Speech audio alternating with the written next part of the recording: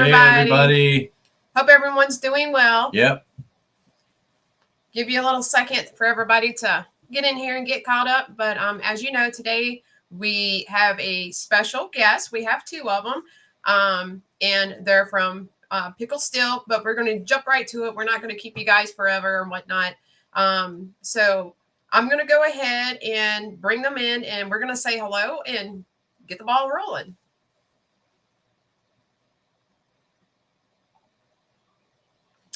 Welcome. Hey, Aldo. Hi, everyone. I think Miss Kelly is having some technical difficulties, but everybody, if you do not know, this is Mr. Aldo Funtonder. Did I say that correctly? Yes.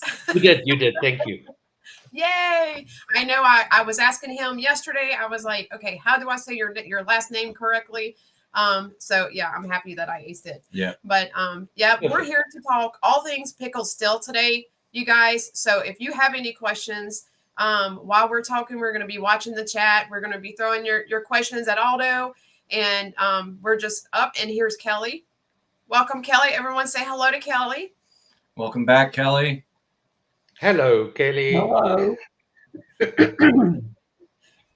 So yeah, we're going to go ahead and get started. And like I said, if you guys have any questions, just ask in the chat, and we'll throw them at Aldo, and we'll throw them at Kelly, and well, go ahead. All right. So Aldo, I want to start off with you. Pickle Still is such like a huge deal nowadays. You have so many knives out there under the brand. So tell me, if you would, a little bit how Pickle Still came to be. Well, thank you firstly for the opportunity to be here tonight. I must say, and to all of our USA knife fanatics, you guys have really accepted me, Kelly, the brand pretty well so far. So I'm really thankful for that. I see in the chat a lot of my South African fans and followers are also in here. So welcome to all of you. I'll give you a salute just now in our native language, so you can at least listen with. Just kidding. No, go ahead. Goeienaand almal daar in Suid-Afrika. Ek hoop julle doen goed. Basically, good evening in South Africa. I hope you're all doing good. Love it. So, love it. Yeah, so I've been a knife fanatic for quite some time. I think as a youngster starting out, growing up on a farm, playing Rambo with my survival knives and climbing trees and cutting sticks and all kinds of stuff like that. I guess everyone that enjoys the outdoor living did that. And then after my school, I moved to a very big city, and I kind of tried to keep it up, but I didn't play as much. Then I started collecting. But I think as most people actually start collecting, they start with, I don't know, whatever you can get at the garage shop or whatever you can get at the supermarket, and you think you've got this absolutely amazing collection, and then you realize it's actually just a bunch of nonsense. But I guess, I mean, we all start like that. And my collection grew, I guess, a little bit too big. And I wanted to start selling some of it, and I searched online, and I came upon a South African knife group, which were selling knives. And I put one of my own knives on there, and I kind of made a nice profit. Okay, this is interesting. And I sold a second knife, and I made a profit again. And it kept on going and going. And then I started buying a little bit, and I started selling, and it looked like it was a nice hobby, because I truly enjoyed it as a hobby. It was something that I just really enjoyed, looking at all the different knives and stuff like that. And I had a couple of the big distributors in South Africa help me get stock, and always very thankful for them. And a couple of months later, I started buying a little bit more, and then my accounting and finance people that's been doing my own finances for a while came to me and said, look, you might need to register a company here because things are getting a little bit big. And then I said, hey, you know what, cool, I'll do that. And I registered the company, and I got an import license, and I started importing from all of the big brands. I mean, in South Africa, I launched Bestech as the first guy to sell Bestech in South Africa. I was one of the first guys to sell Kaiser in South Africa. Did a lot of new brands in South Africa, and then did the normal production knives, the Kershaws, the CRKTs, and Spydercos, and all of that stuff. And that did pretty well, and the business started picking up, and I started doing auctions on Facebook, and the website came up, and I started selling through there. And then about 3.5 years ago, I've been always wanting to kind of do my own brand, because I guess where the main thing came in is I got a little bit peeved off with now knowing what a production knife costs when you bring it in, and looking at some of the things that people were charging for it. It just doesn't make sense to me. And I'm really passionate about South Africa, and our knife makers and knife designers in South Africa is absolutely phenomenal, in my humble opinion. The type of knives that they make and design is just crazy good. And I thought, all right, well, let me see if I can put my name on a knife. And I started phoning around and contacting around and tried to get a manufacturer. It was an interesting story when I got hold of someone in China, and I said to them, look, I want to start my own brand, and I want to do this and that. And they said, oh, cool, it's no problem. How many knives do you want? I said, I don't know, maybe 5 or 10. They said, sure, no problem. We can do 5 or 10 pallets for you. No issue at all. It's like, dude, just hold on. I don't want 50,000 knives. I want 5 knives. And Come on now. so that was the shock of reality. And I then shopped around a little bit, and I got a couple of manufacturers, and they were okay. And I ultimately ended up with Remet. They've got a different name in China. Remet is actually just their international marketing arm. They do have a Chinese name for the company, and they support quite a couple of brands, and they've got ODM and OEM knives. So you can bring a design to them, and they can make it for you, or they've got what they call catalog or design knives, and you can take that design and you can actually what do you call it? You can change it a little bit, and I'll show some examples of those type of knives during the evening or during the show. And I ultimately ended up by bringing 5 knives in, which I made slight modifications on. Some of them are still selling. I'll actually show you one of them, the second knife we ever did, called the Scout. And it was amazing. It was people started accepting the brand, and they liked it, and we started moving from there. And I guess, yeah, it's now almost 2.5, 3 years later since the first time that we started this. We've got about 200 models. We've got 8 custom designed knives. We have got about 12 custom designed knives in production currently that is busy being finished. And I took the plunge wanting to expand internationally. First, I had some contacts in Australia, tried to get in there, and that just fell flat. And then Gareth HB, who I guess a lot of the guys in the knife community knows, he's also a friend of mine. He's been buying a lot of knives from me. I've met him a couple of times, and it was interesting that he actually said, do I mind if he sends some of my knives over? And I said, no, it's fine. I mean, I'd like to explore, so let's see. So he took it upon himself, and he actually sent some of the stuff over, and it went to some guy on a YouTube channel. I can't even remember who. And the guy took one of the knives out, and he says, oh, look, it's an Amazon knife, and he put it down, and that was the review. That was it. It was over. Because it takes such a long time to explain to people how does the actual design and manufacturing process works. Yeah. And then I was no, I don't like USA. They're bad people. We don't like them because they say my stuff is crap. And ultimately, yeah. And I mean, ultimately, Gareth just said, look, just hold on. I'm going to send it to Scott at Aries, and let's see if we can get a proper review. And Scott had a look at it, and he did a great review on some of the stuff. We sent him the stuff like that, and he was absolutely amazed. Yeah. And then went through the pass around group, and people started getting in contact with me. And ultimately, I said, look, I'm looking for a distributor, because a lot of people were buying in South Africa, but the shipping from South Africa is a bit of a problem because it costs quite a lot. So I needed to establish some form of a distribution ship in the US, so that it's easier for people to get hold of the knives and obviously pay a normal shipping fee. And I got introduced to Kelly, and we had a couple of chats, and obviously she's well known in the knife community and well respected. And we sent the first batch to her, and I guess the rest is history. Here we sit today. So that's the the story of how we came about, and obviously we've got some big plans for the future, but I mean, we'll chat about all of that. I see there's a lot of questions. I haven't even looked at any of them yet, so I'm sure we'll get to some of them. Yes. Let's see. We have Johnny Guru. He asked a couple questions. He asked one. It says import tax and customs duty. I don't know if he's asking if that's like an issue or it's a thing.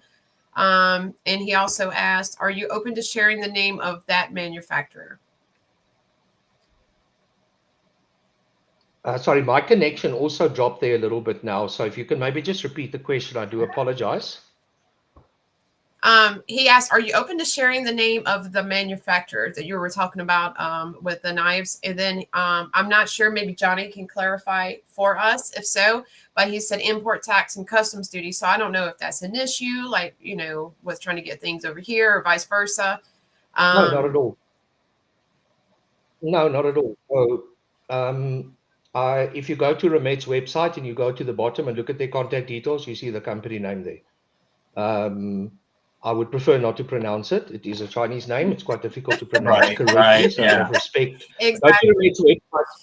Go to Remet's website. Look at the bottom, and you'll see the company name.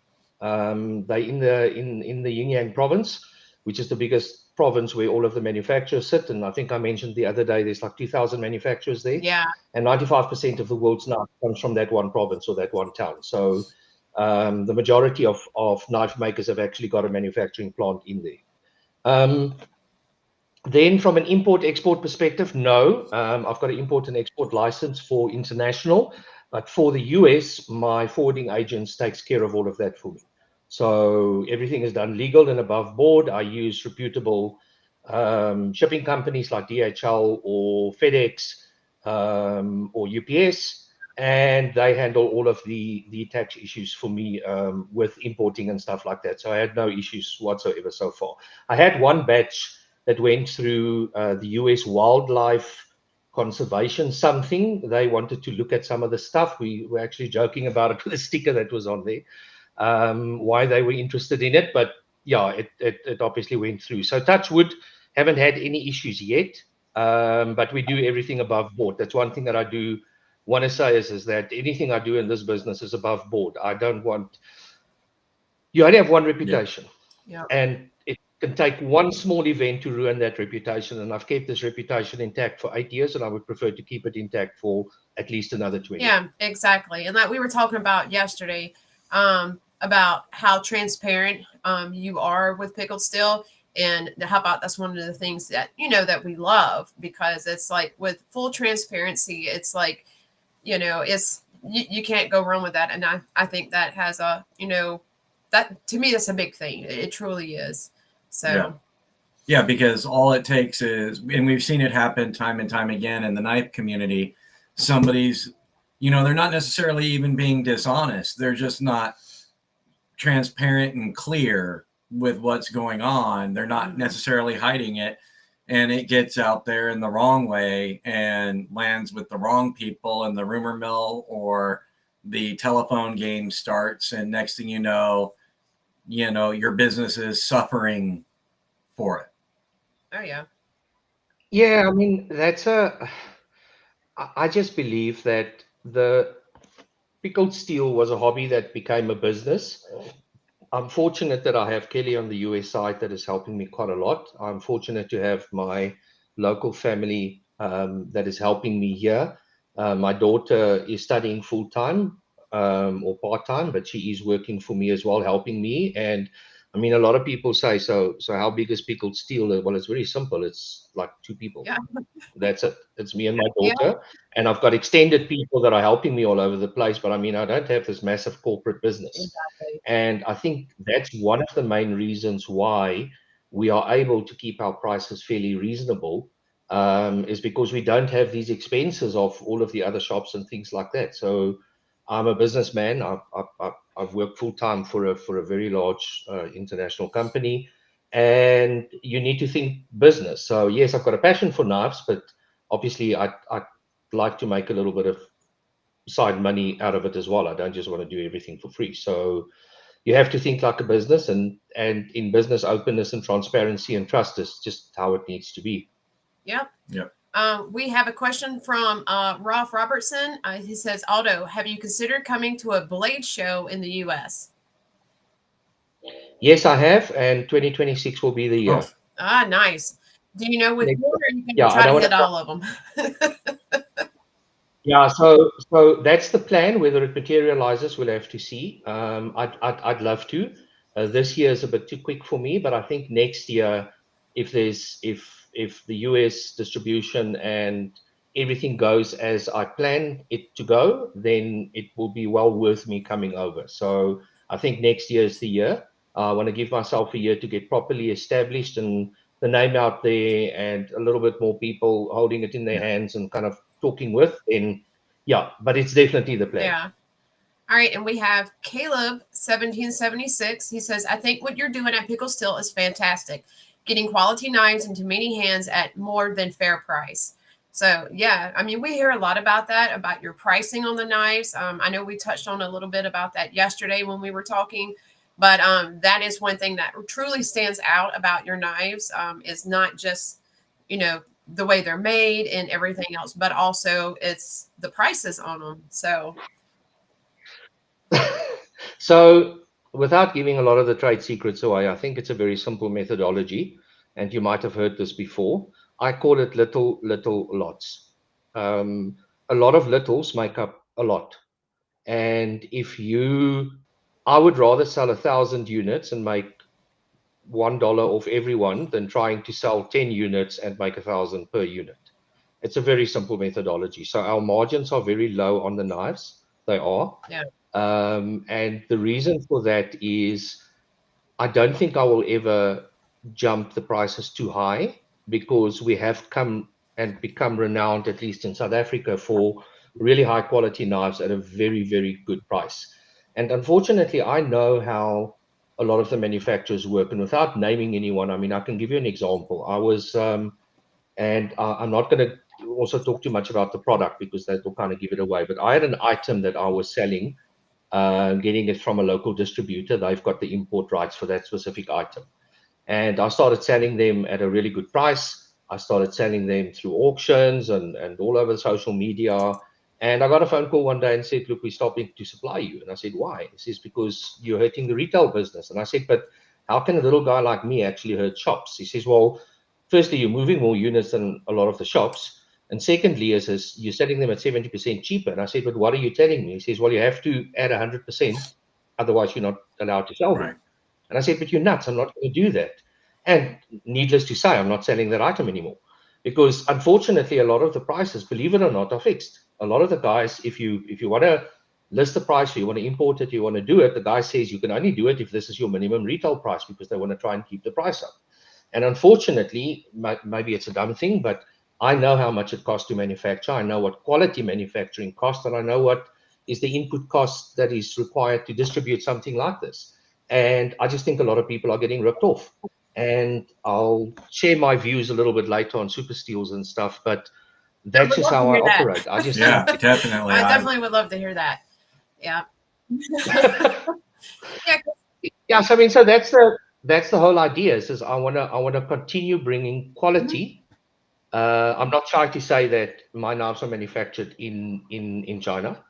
I'm not scared to say that. And people that think that Chinese knives are not well made, I would love you to walk into a wall so you can wake up, because really, they are exceptional quality. And if you understand how the manufacturing process works, you have got control over quite a lot of it.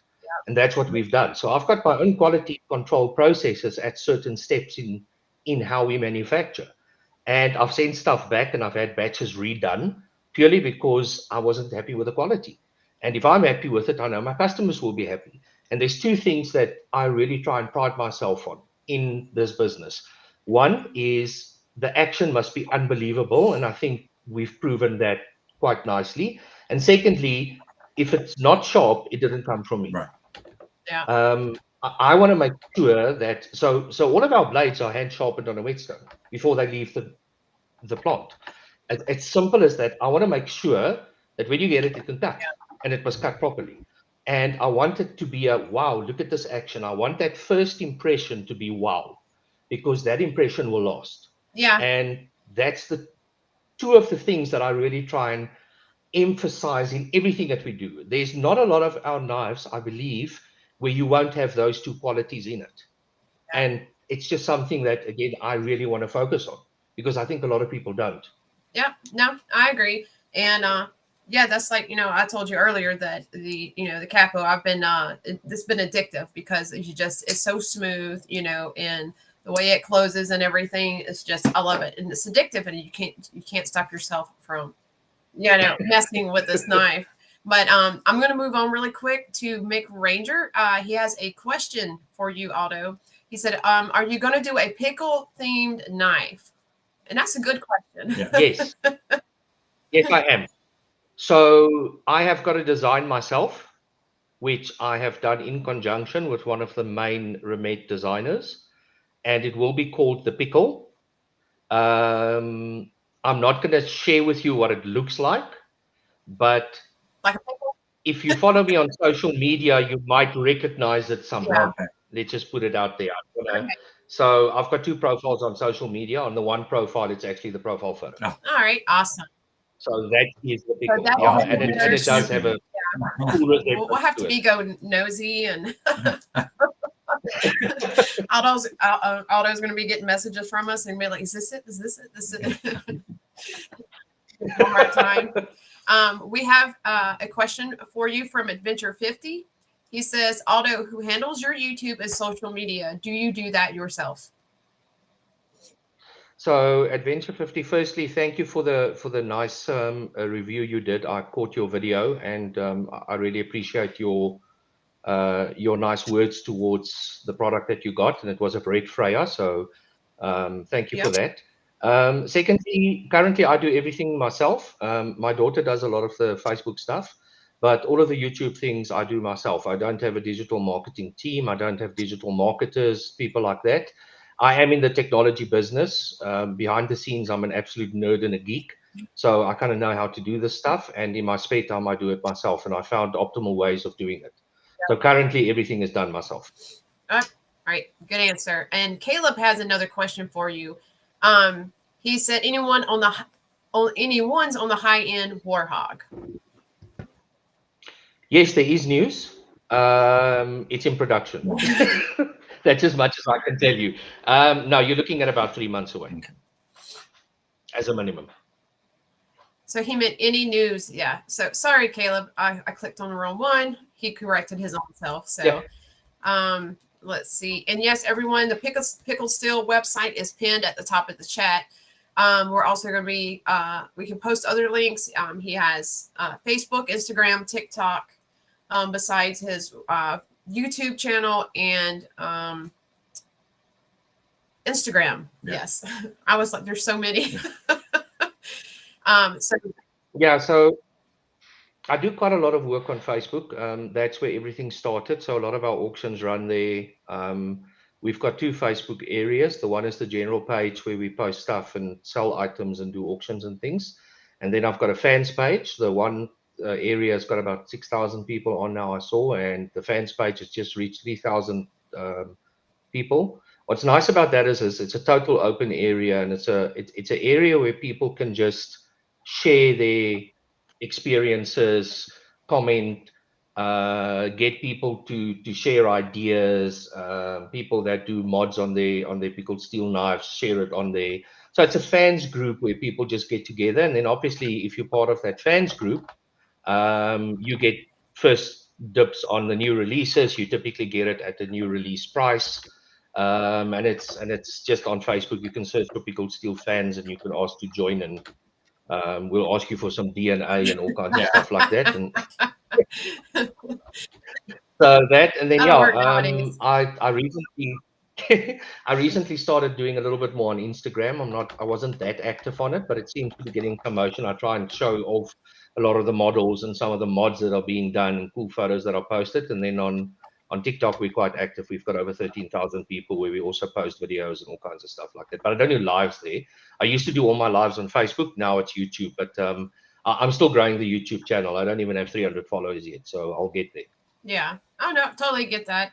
And that's why we prefer to do our lives on YouTube, because for us, like Facebook, it's just too many restraints. I don't want to say restrictions, but it's too many restraints for like, you know, what we do. But yeah, it's but now they have it to where you can go live on all platforms at the same time, you know, so that works as well. Yeah. Yep. I can imagine. Kelly, we have a question from you from Jim Cox. He says, "I'm late. Shame on you, Jim. I don't know what we're gonna have to do with you, Jim. We'll have to put you in the corner with a dunce cap." It says, you don't have to answer, but does Kelly get the items in bulk, then box them and ship the US stuff, or do you send everything to her already individually boxed and ready for shipping? So I guess that's a question for both of y'all. Oh, Kelly, you can take that one. No. Working. I'm in and out on my signal, guys. May do it. They ship them in a big box with each knife is individually boxed, but I do open them. I double check the quality on them before I ship them out, just to be on the safe side and make sure they have everything they're supposed to have. I add the stickers, I add a little something for me, and package them up and ship them out. Yep. Simple enough. Yeah. The Topster, he says, pickle still definitely teaches you patience, but the wait is worth it for sure. So, yes, very. Yeah, unfortunately, we are currently a little bit short of stock. I have had a little bit of logistical issues getting things here, and in the States, but hopefully from next week things will start moving again, and then there'll be quite a lot of stock updated, not just on the website, but also getting a lot of the models into South Africa as well. Into the US, apologies. All right, and El Navajero, hello. Did you get our mail? Yes. I just wanted to make sure that you did. Let's see, moving on. And I saw where Fook made a comment. He's like, midday live stream. Yes, we went live at 1 to help accommodate Aldo, because he's 7 hours ahead of us. So it wouldn't be fair to him to try to get him to go live with us at our normal time on Thursdays. And it'd be like 1, 2, 3 o'clock in the morning for him. So, yeah, it was just a lot easier. So, yep, that's why it's a midday stream instead. Yeah, so thank you for accommodating. I actually see there's a question from Johnny. What would you say is the proudest achievement that you've attained thus far in your journey in the knife making world? Can you pinpoint a single event that you would point to overall experience? I'd like to answer that one. So I think there's two things. Firstly is the day I met a guy by the name of Stuff We Do, and I'm going to refer to his YouTube channel, SWD. He's the guy that helped with the Red Freya as well. And when I met him the first time and he bought one of my knives and I saw he did a review, and then I started interacting with him, and that day changed the way people saw pickled steel, because all of a sudden a lot of people that he's got great followings, thousands of followers across the world, and he started gladly sharing and doing reviews and stuff like that. And I think that day was a turning point where a lot of people that didn't know about us actually started knowing about us. So that was a first point, and I really want to say thank you to him. He's been a great friend, and he's been phenomenal, giving honest, real feedback and criticism and all kinds of stuff. So he was one of the first real YouTubers that really helped me on this journey. So I think that's the first point. The second point is when I've only made 2 knives in my life. And the second one I made gave me a hell of a lot of respect. And that day I decided I shall never make knives again. I should rather sell them. And it was just the amount of effort that goes into it. Seeing the end product is such an amazing experience, but damn it, that's a hell of a lot of work, eh? Yes, I tell you. So I think that for me was the day I said, nah, I'd just rather sell them. I'll design and I'll build and I'll ship and I'll do all of that. And I think that for me is a proud moment. That is the day that you realize that, geez, there's a lot of effort that goes into this. And that's why I've got so much respect for all of the designers and knife makers out there, the custom guys. And what we're also doing with our custom designs is giving them another opportunity to get into a production market with their designs being sold into a production market. I mean, I always talk about the designer of the Warhawk, Johan Jordan. He's now got 23 production knives. The majority of them are by Kaiser. He's got Artisan. He did the Artisan Clio, if you don't know. He did the Kwaiken from Kaiser that was just launched at Blade Show with the Nitro V blade. But his first knife he designed was the Warhawk. Oh. And his journey also just changed all of a sudden from a custom knife maker to now one of the most wanted designers out there, which is nice. So, I mean, I guess that makes you sleep well at night, knowing that you could actually have made a difference to someone. And they're part of your journey. This journey doesn't stop by yourself. This journey is, you bring people along with it. And I'm thankful for everyone, the patience my family and my wife and my kids have had with me over this journey. And I move to my room and look at knives and stuff. And that for me is a proud moment as well. But those two were defining moments. The day I realized I'm never going to make knives again, and the day that I got introduced to SWD, that has really helped me get exposure out there. Okay. And really quick, El Navajero, your collaboration question, who is that for? Just to clarify. And let me go ahead here and hide this really quick. And I think we covered all the questions so far. But I know yesterday we were talking about, you've got some like, and we don't, of course, we don't need all the full details, but that you definitely have other knives that are in the works. Definitely, yeah. So Gareth, I sent a bunch of knives over to Gareth HB. He's currently doing some reviews. Please go and have a look at them on his channel, Gareth HB, on YouTube.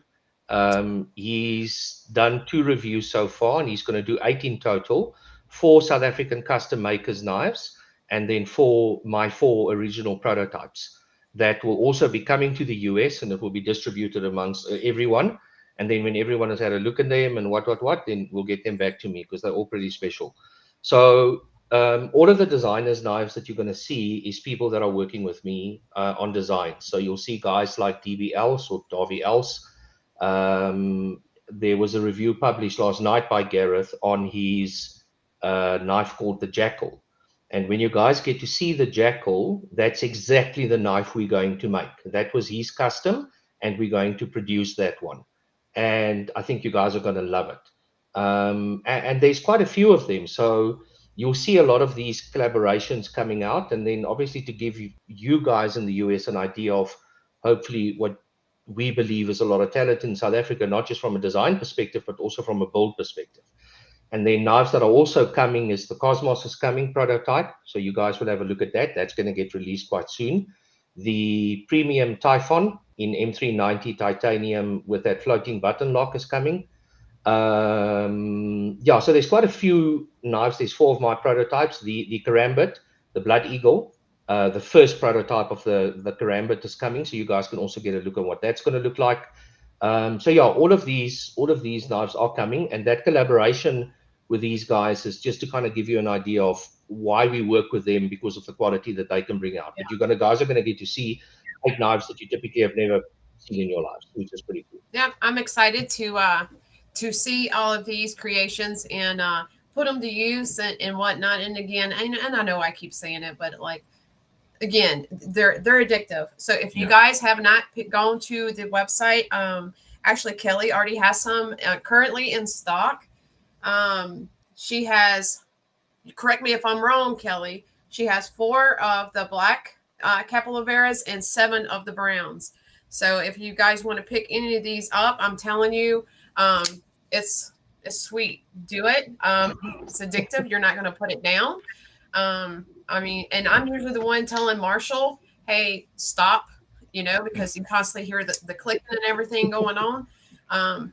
If you have not picked one up, you guys get one. I'm telling you, you're going to love it. And really quick, Kelly, is number still the same? the capos? There is 4 black, and I will have 6 left of the brown. Ah, okay. So yeah, you guys, if you want it quickly, yeah, get it now because she has them in stock, and you're not going to have to wait for these. And I know Otto, when we were talking yesterday, he did say he was going to be sending some more stuff to her. So hopefully soon, Yeah. she'll have more in stock and you guys will get it quicker. But like someone said earlier too, even if you don't, you have to pre-order and wait for it to get to Kelly and then to you, then it's worth the wait. So, I mean, Yeah. I have like a mile long list. Sorry, apologies. So I've chatted to Gareth today. He's going to be sending all those prototypes over next week, and I will be sending restocking the black warhogs as well for Kelly's to have from here. So because I've got all of them here by me, so we will be sending some more to just stock up a little bit. But yeah, I mean the couple of Oro. I mean if I can show a couple of knives, maybe. I mean. I think the couple of Oro was the first custom that we did. It's a really funky design. A youngster by the name of Miguel Hetzel does that. He's actually 18 years old when he designed this. He's a very talented knife maker. So this one is obviously not for sale, and you're not going to get this. So this is just my personal one. It's exactly the same, but what we did is we removed the scales, and Miguel actually replaced it for me with elephant ivory. So this is my own one. And again, just to talk about this has never been used. It's a year old. Still to today, I can do that, and I can do that. And that's the type of stuff I want people to get used to when they see my type of stuff. So obviously the couple of Oro in black and brown. I think the knife that's been spoken about so much is obviously the Warhog. This is just, I don't know. It's just, there's just something about this knife that just says, use me, please. Use me, and I don't know. There's just something about it that is just phenomenal, and it's small little things, but obviously this is pretty cool. Yeah. The next one that's going to be coming is the Rhino. Now, initially we sent a lot of the Rhinos over, and there were kind of mixed views on it. But once people start using the Rhino, it's a very different discussion. Then their mind changes very quickly. Yes, it looks funky and everything like that. So this is the original prototype of the Rhino. So if you look at this one, yes, it's a funky blade and stuff, but I don't think people realize how good this knife actually works. It is such a working knife. Yeah, it's not a look. I mean, it's a funky blade. I had to look twice when Miguel sent it to me the first time, the design. But I mean, just this in itself, the way that you can use it and the way that you work it, it's not the prettiest knife, but it just sits perfectly in your hand. It's got the perfect pocket clip. Everything just works on it. And this one is going to be coming quite soon, and they're in the same price range as the couple of Oro on the Warhog. And again, something that I really want to emphasize is that and that. And these are the small things that I look for. So those are some of the stuff that you can look forward to. There is a couple of others which I can maybe show if you guys don't mind. So I guess you all know this one. This is just absolutely, I don't know. I think this knife surprised me more than anything. The original batch that we had manufactured is sold out, and there was a lot. And we definitely got to do a next batch, and I can share with you that the next batch will be this exact knife. However, it will be in neon green. Oh, nice. And there will be another color coming as well, which I'm not going to share quite well. Okay, it's orange. So there's going to be a hunter's orange and a neon green coming in this as well, which we're going to be hopefully getting quite soon. So that's going to come out. So I really think guys are going to enjoy that. And then I want to show you a knife that I really like. Right. So this is the Scout, and this was the second knife we ever did. So it's just a plain, normal looking knife, nothing fancy. And we did this specifically, and it was called the Scout because it's one of those things that you can just chuck in a bag somewhere, and you know it's always going to work for you. And I mean, if you look at it, it's just plain, normal, simple looking knife, nothing fancy, etc. But it's got this unbelievable grippy micarta on it, like most of my knives have. I think my manufacturer has perfected micarta on the way that it actually just grips your hand. But this knife is just one of those that, I mean, it's round about a little bit, like a couple of bucks more than the Freya, so maybe around $30, somewhere around there.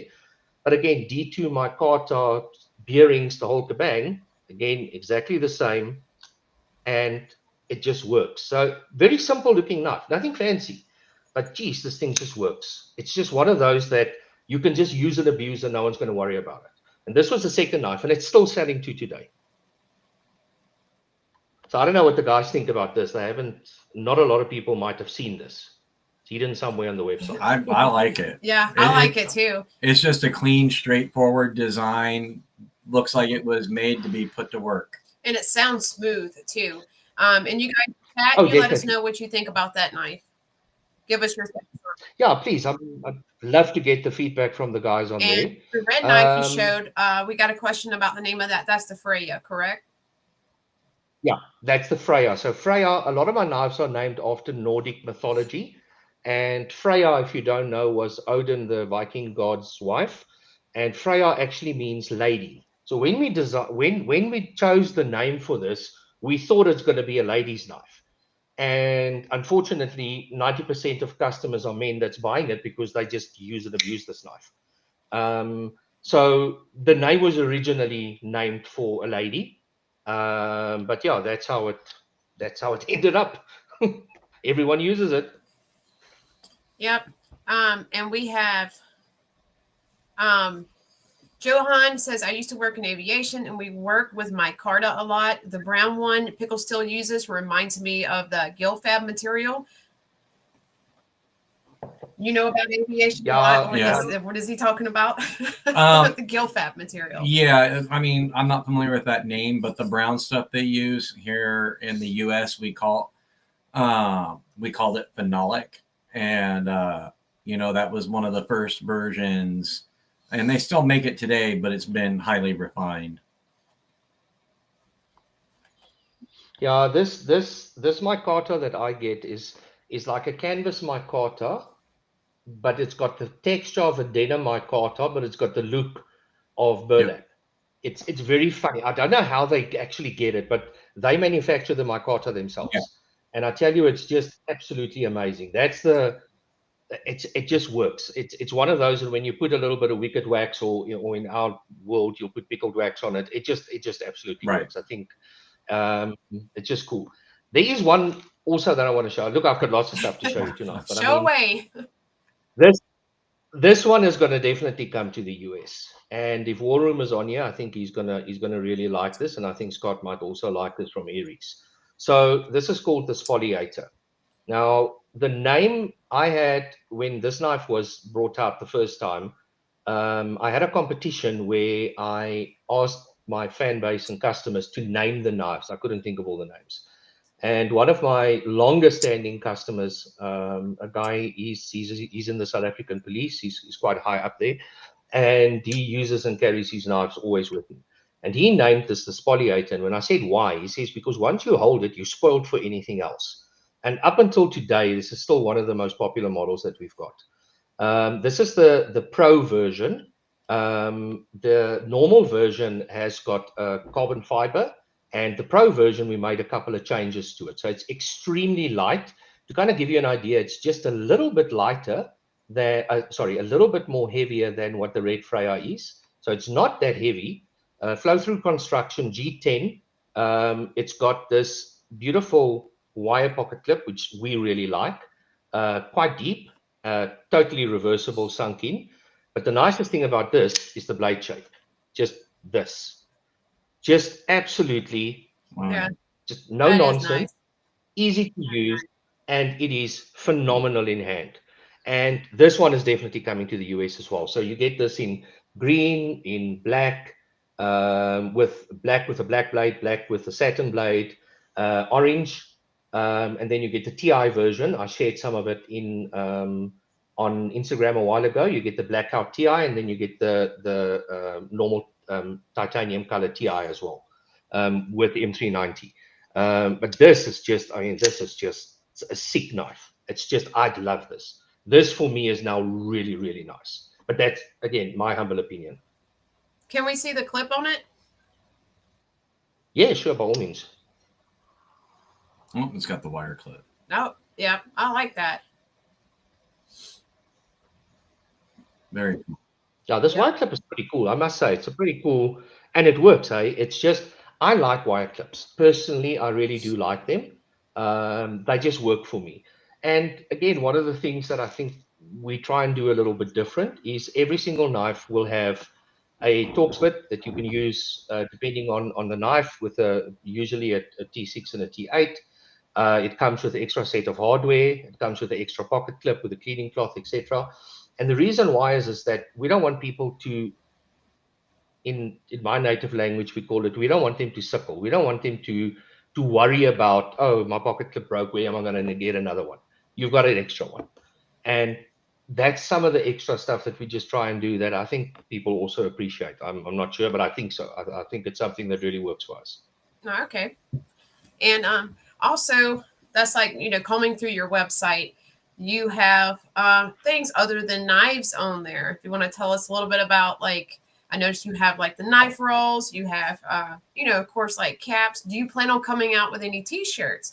I know we get asked that a lot about Pickled Steel, even though we're Legion still, but they're like, hey, do y'all know if Pickled Steel is going to have any t-shirts? So I'm going to ask you directly for everyone.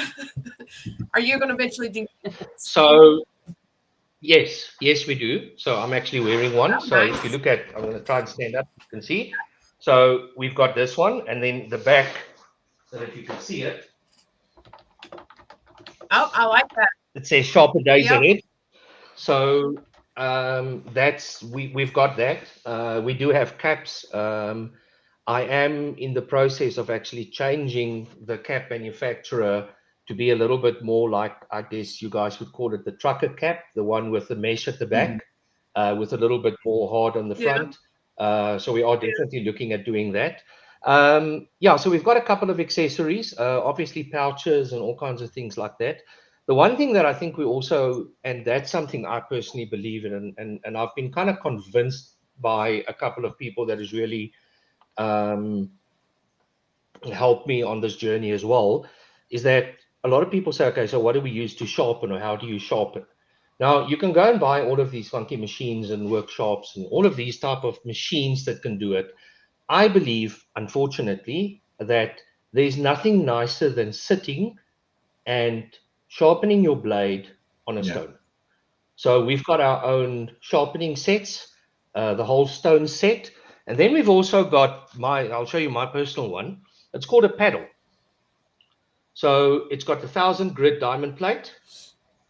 It's got the 400 grit diamond plate. That one we will never use, or the ceramic one you can, but not obviously the tungsten carbide we won't use. You can sharpen scissors. And this is the only thing I use to sharpen my knives. There's, for me, nothing nicer than just sitting and doing that noise, the sound. So I believe in old school. If you want to do it with a machine, go for it. Yeah. But I believe it's old school, and I love it. And that's why we don't sell fancy sharpening systems. You want something, I'll sell you a paddle. And the cool thing about this is that you can throw it in the kitchen, you can put it in your pickups cubby hole, you can leave it in your backpack, you can take it in your fishing thing. And these plates last long. I mean, I've had this one for about 2 years, and I use it quite a lot. And I mean, it's still, if I nicely wipe it off, it will still look brand new. But 400 and 1000 is the best grit for me to use. All of our knives are sharpened between 22 and 25 degrees on the folding knives, and our fixed blades are between 15 and 18 degrees.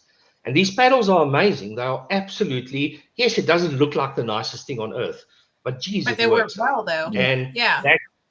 they work unbelievably well. And again, I want to go back to old school. I want you to sit with your son, with your daughter. And so many guys tell me the stories that they spend so much time with their sons before they go fishing, just sharpening their knives, sitting, talking. And that's what you should appreciate of it. I mean, putting a thing through a machine and rubbing it up and down, yeah, okay, it's cool. But I mean, I'll get an edge on this with my leather strop that will split a head. Yep.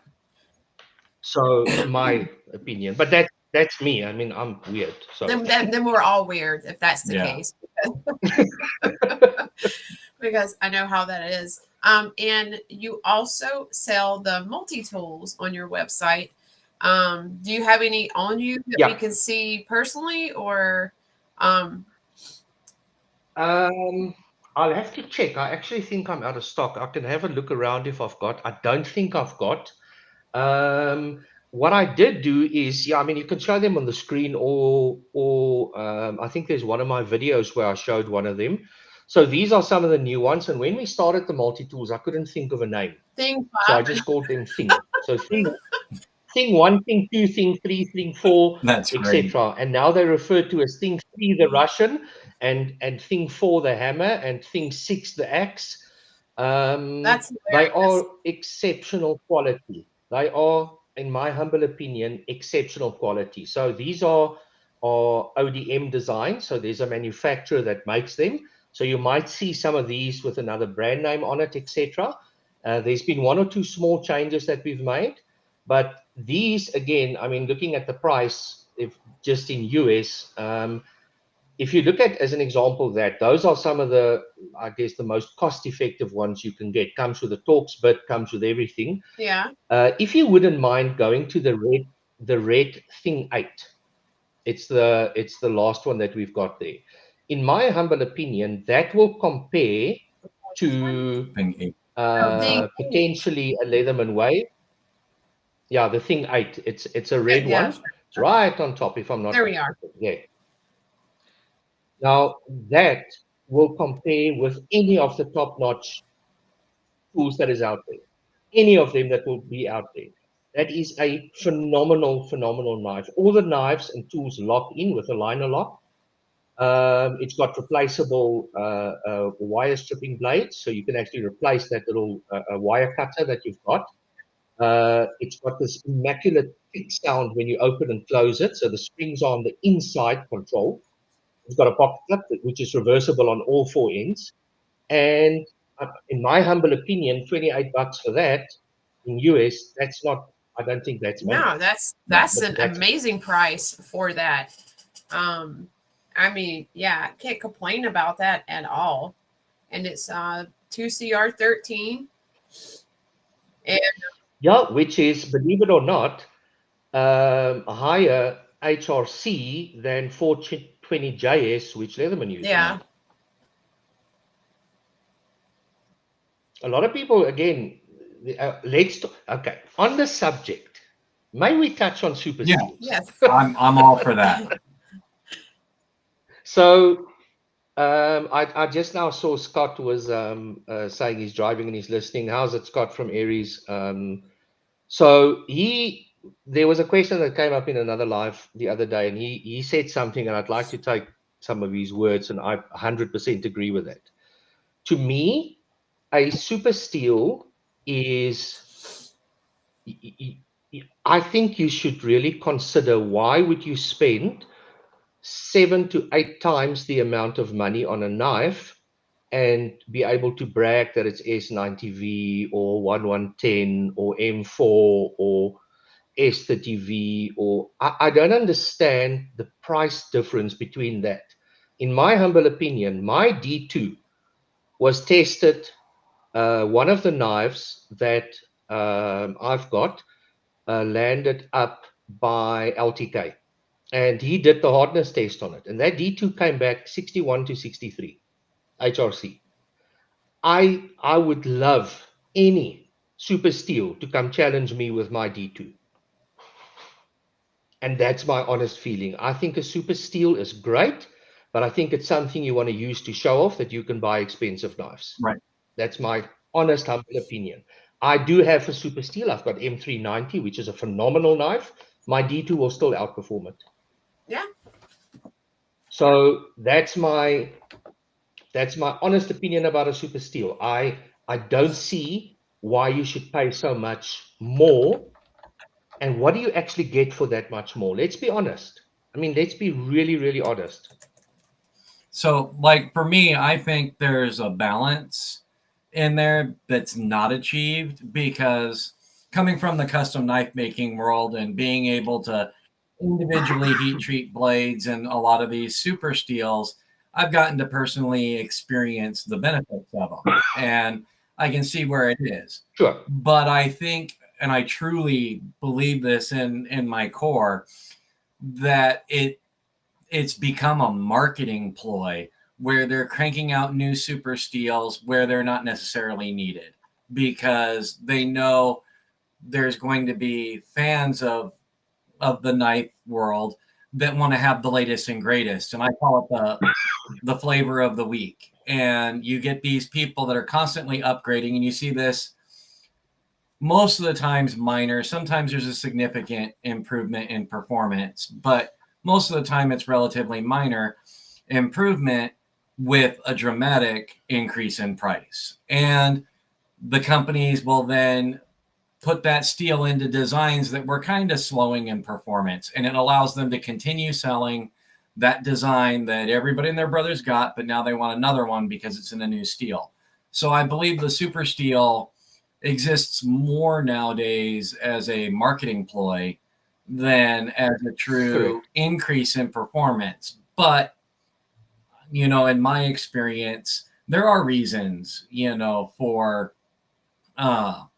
these super steels, but often it's more task related than what most people use. Like S90V, some of the places it excels, that's not what people are using their S90V pocket knives for. What they're using them for, you could get away with a 440C blade 9 times out of 10. But some of the more specialty fields, that's where some of these super steels really shine. 100% agree with it. Yeah. But it is a speciality. Right. Again, I think if you buy a knife that's got a titanium handle, I mean, I've got quite a lot of titanium knives, and I chose D2 on them. Yeah. Because if I can then sell them at $40 or $50 for titanium with a D2 blade, versus I'll have to sell them for $130 to $150 if it's an M390 blade. Now, my statement previously, I just looked at Todd Carr's comment that my M390 is phenomenal. I've seen other M390s that is not, and that's what I was referring to. Mine is pretty cool, don't make a mistake.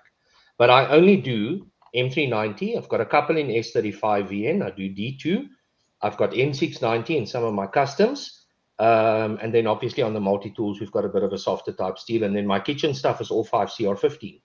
For the simple reason is that's the standard steel that people use in a kitchen knife. It's easy to sharpen, doesn't really make a funny indent on the blade or choose the blade away unless you use tungsten carbide. You can stop it with a mirror sharpening finish, and it just works. And again, I see it as balancing the quality of what you want to get versus the price that you're willing to pay. For me, paying $100 for a knife is maybe acceptable. For other guys, they're saying, why the hell would you spend so much? The same as I would say, why would you spend $1,000 on a knife? They would say, well, why does the other guy spend $2,000? I think it also depends on perspective. I just think that I have to honestly agree with you, Marshall, that I do think that it's now a marketing ploy. I mean, it was LMAX and Magna Cut and Rex 45, and I don't know what the next one is they're going to come out, and I'm sure it's got its qualities. I just can't see myself carrying and using one of those, versus for that price, I can buy 5 to 7 of my knives, in my humble opinion, and I can use them. And if they don't work anymore, I chuck them away, and then I'll take the next one out. I mean, I haven't had, and I'm not challenging anyone, I've never had anyone come to me and said they need to buy a new Freya, their old one is not working anymore, or the blade is not functioning, or they've broken it. Not one. Yeah. So it's a perspective. Sorry, I do use 14C28 as well. Definitely. And my heat treats on the 14C28 is phenomenal. They are actually phenomenal. But again, that's my view on super steel. So yes, it's got a place. I just personally don't Yeah. like them. No, and I understand that. Like the steel that I believe is probably one of, I would argue that pre-Magnacut, there was the ideal knife steel made, and that was CTS XHP. It was like basically a perfect marriage between D2 for toughness and wear resistance, and 440C for how keen of an edge it'll take and ease of sharpening. And I thought that was the perfect steel, but they moved on from it, and it was like at that period of time that came out, they were dropping like 6 or 7 new blade steels a year, and it's like, you're just, to me, it started looking like we got this great steel and it wasn't even allowed to fully mature before they're dropping all these others. And it's about marketing. And then you see, well, I love Spyderco. You can go and look at one model of Spyderco and they have it in 7 or 8 different steels, the same design. And it's like, okay, it's about sales, and to a point, I do think it's a little bit about offering a same design that excels in a different application. Yeah. But I think a big part of it is just how do we keep selling the same designs for decade after decade? And I think that's what we want to do with this, is that it is very popular. We know it's going to be popular for a long time. So we're making the premium version, which is 14C28, and it's going to have aluminum with aluminum frag instead of the micarta. And we're making the TI M390 version as well. So those are the premium ones that are coming out, because there is people that want a little bit of an upgrade. And I mean, a lot of steels have also got application. If you stay at the coast, it's very humid, etc., etc. D2 is not the best blade to potentially keep on you. Maybe then rather consider 14C. It's going to kind of give you the same performance, but the one is going to give you a lot more rust resistance than a D2 potentially would, with a little bit of wetness on it, etc. So again, it also much depends on where you stay and what you do and how you want to use it.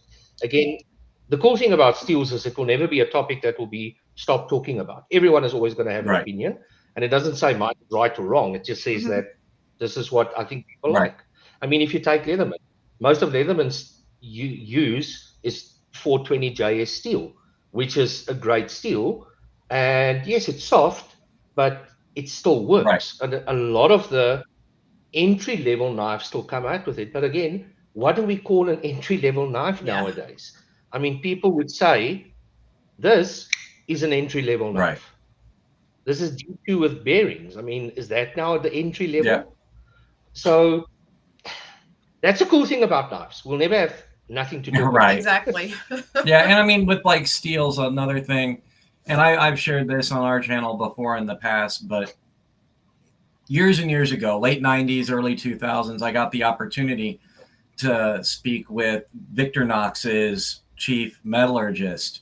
And for the steels that were out at that time, he brought to the attention that what most people, when they say, oh, this steel is junk and this steel is premium, what they're experiencing is not necessarily the grade of steel. They're experiencing the heat treat and they're experiencing the edge geometry, because he pointed out that when they did scientific testing and they took the Swiss Tinker blade and made it in 25 different steels, all with optimal heat treat, and they tested them against each other, the difference in performance with identical blade geometry, optimal heat treat, actually came down to where only 3 or 4 of them could the end user actually experience a significant noticing of the performance.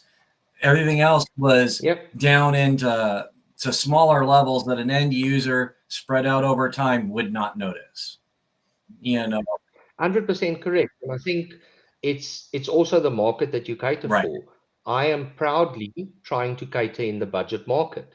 I don't want to compete with CRK or the Upper Riyadhs or Roik or people. I don't want to compete on that market. There's enough guys playing there. I want to compete in the budget market and upper budget market. And that's where I want to stay. So again, if you take a guy that just needs his knife to cut beef jerky and go to a barbecue and eat with it or whatever, use it around the house and stuff like that. It's kind of silly buying $1,000 knife or $500 knife to do that, in my humble opinion. If you've got the money and you've got a couple of Rolls and Porsches and stuff standing in the garage, yeah, by all means. But I just don't see the applicability of that. But again, it's everyone's taste. Right. A lot of people might say, I will never spend $50 on a knife, where other people will say, hey, 50, I don't even spend 50 because that's belief. Right. Yeah. And that's the beautiful thing about, most capitalist markets is there's room for everybody, and there's somebody that's going to cater to every taste, to every budget. And so if somebody wants to go out and they're like, oh, my knives, I only buy in the $200 to $500 price point, well, they got a nice selection. The budget guy's got a nice selection. Yep. The people that are like, oh, well, I like shopping in the $2,000 price range, well, you've got a great selection too. And most of the time, nobody judges each other on it. But, like anything, you find it once in a while. Yeah, look, I mean, you're always going to Sorry, get that. Kelly. And again, that's why I think, hey, Kelly, you're back. I guess that's what kind of makes this interesting, is the world that we live in is, I think it's a great time to be a knife fanatic. I think the options that is available, the companies that are coming out, I think it's just phenomenal, the let's call it the variety that there is to be available, and have available for people to use and choose from and stuff. And again, a lot of time that I would spend online or talking to people, etc., is about educating them about knives. People don't understand the process. They don't understand the materials. They don't understand this. There's guys that say, why would you put a thousand on? Why would you do this? Why would you do it? It's about just keep on educating the people. Right. We sometimes forget that we take a lot of things for granted. I can look at a knife and I can tell you what it's made of, how would it function. So would you guys. But the general Joe public out there don't know it. They don't actually understand. So that's horses for courses. That's why I've got so many models. Give an option to everyone. And I agree with that. And I think that's a good way to approach it, because there is, one of the things I learned in my career in knives over time is, when you design something, you can't just design it for you. Of course, you want to like it. It's your creation and everything. But there's different aspects of the market. And from a business perspective, if you want to capture as much business as you can, you need to try and, design for some of the niches in the market, so that you can have a broader fan base. Like some people, they're like, oh, I don't do liner locks. I want frame locks. And then other people are like, oh no, I want axis or crossbar.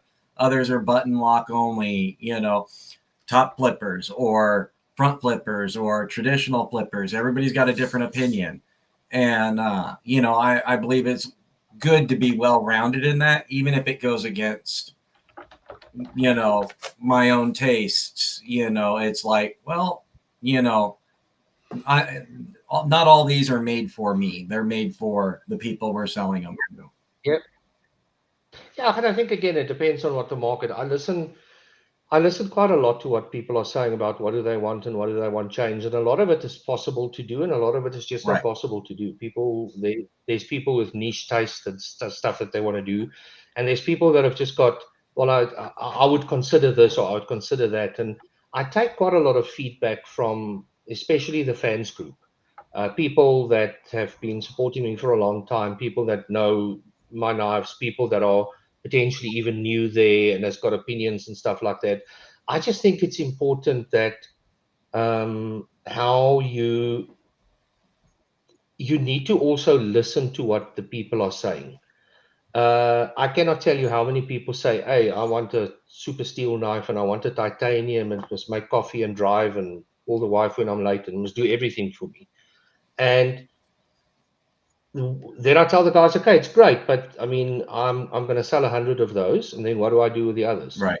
No, but it will sell. No, there's a selected market that you need to cater for, and again, if you can offer good quality at a good price, it's just about that. That's just how it works. Right. So yeah, I mean, it's interesting the comments and stuff. I mean, I'll show you. Kelly's going to have a heart attack again. Kelly, yes, it's coming out. I want to show you. I've got what I would refer to as an ultimate premium knife, and this is handmade for me by Jonathan Jacobs. He's the guy that designed the Typhon, and he made this knife. So I'll show it to everyone. I think some people might have seen it. So this is he calls it the makulu in our native language. It means big. So this is the fat carbon or dark matter fat carbon. It's a Almax blade, titanium hardware, titanium clip, runs on ceramic bearings, and it's got this absolutely beautiful blade shape. Now, this is a custom knife that was handmade by someone. Now, this for me it's beautiful. It's in my display case, and I'll never use it in my life. I just cannot get over using it. It's just too pretty. It's just too beautiful. Why would I want to do that? Right. Yeah. And this is just an absolute beauty of a knife, and it's got all the features that I would love. It's got everything I'm looking for. It's easy to use, the perfect size. It's got a great sharpening choil. Everything is just perfect around it. But I would not use this knife even to cut a paper. Yeah. And we're looking at producing this potentially in the future as a ultra premium knife, because this has got literally all the specs on that you would consider. And I think that's what's there's, again, horses for courses. It depends on what you as a person enjoy. I like this, but this is my baby. Right. Sorry, Kelly. I know she's very jealous of this knife. Yeah, it's my kind of knife too. But yeah, and it's right there with what you said with it, though, is like a perfect example of something I believed for a long time. Because, like, let me see if I got it right here. Yep, right here. I've shown this on here before. This is a Alan Elishewitz Pirate in Damasteel with engraved titanium bolsters and the silver twill G10 titanium pocket clip and crazy micarta backspacer. In the early 2000s, it was a $900 knife. I rip boxes open with this all the time. It's a workhorse for me. But being a custom knife maker in my past, my expectations of some of these things and my knowledge in them, and even my ability to repair damage, has allowed me to beating on, and so I get that not everybody's like that, that these become their babies, where I'm kind of like, oh yeah, and I get to enjoy That's the performance. like my rainbow leak from Kershaw that I have. It's like I've only carried her once since I got her for my birthday in February, but it's like I don't want to scratch her up. She's been discontinued, so I'm just like, I know. But the Asgear, I'm over there. Meanwhile, even though it's a limited edition, I'm over there like just abusing the mess out of it. Yeah, I was cutting fuel lines with it the other day, getting it soaked in gasoline. Yeah. So I told Brian that that's one of the things. We bought them. We spent money on them. We don't have anybody to leave them to. We might as well use them and get enjoyment out of them. yeah. Why not? Oh yeah. Yeah, exactly. And you would think the Asgear being the price that it is, I would be like, no, let me treasure it and and put it in its own little bit. But no, I'm over there like abusing the mess out of it. But the rainbow leak, I'm like, I'm not touching it. She's just gonna sit there and be pretty. I think Todd's got a very interesting comment there that some people will put them in the safe and leave them as safe queens, and others will use them. That's a cool thing. You bought it, you can do with it what you want. So exactly. I guess I don't shame on people for safe queens. If that's what they want to do, go for it. Yep, and El Navajero said, we have to use our knives to build history with them. That's the romance I have with my knives. Yeah. Getting steamy in here. Yep.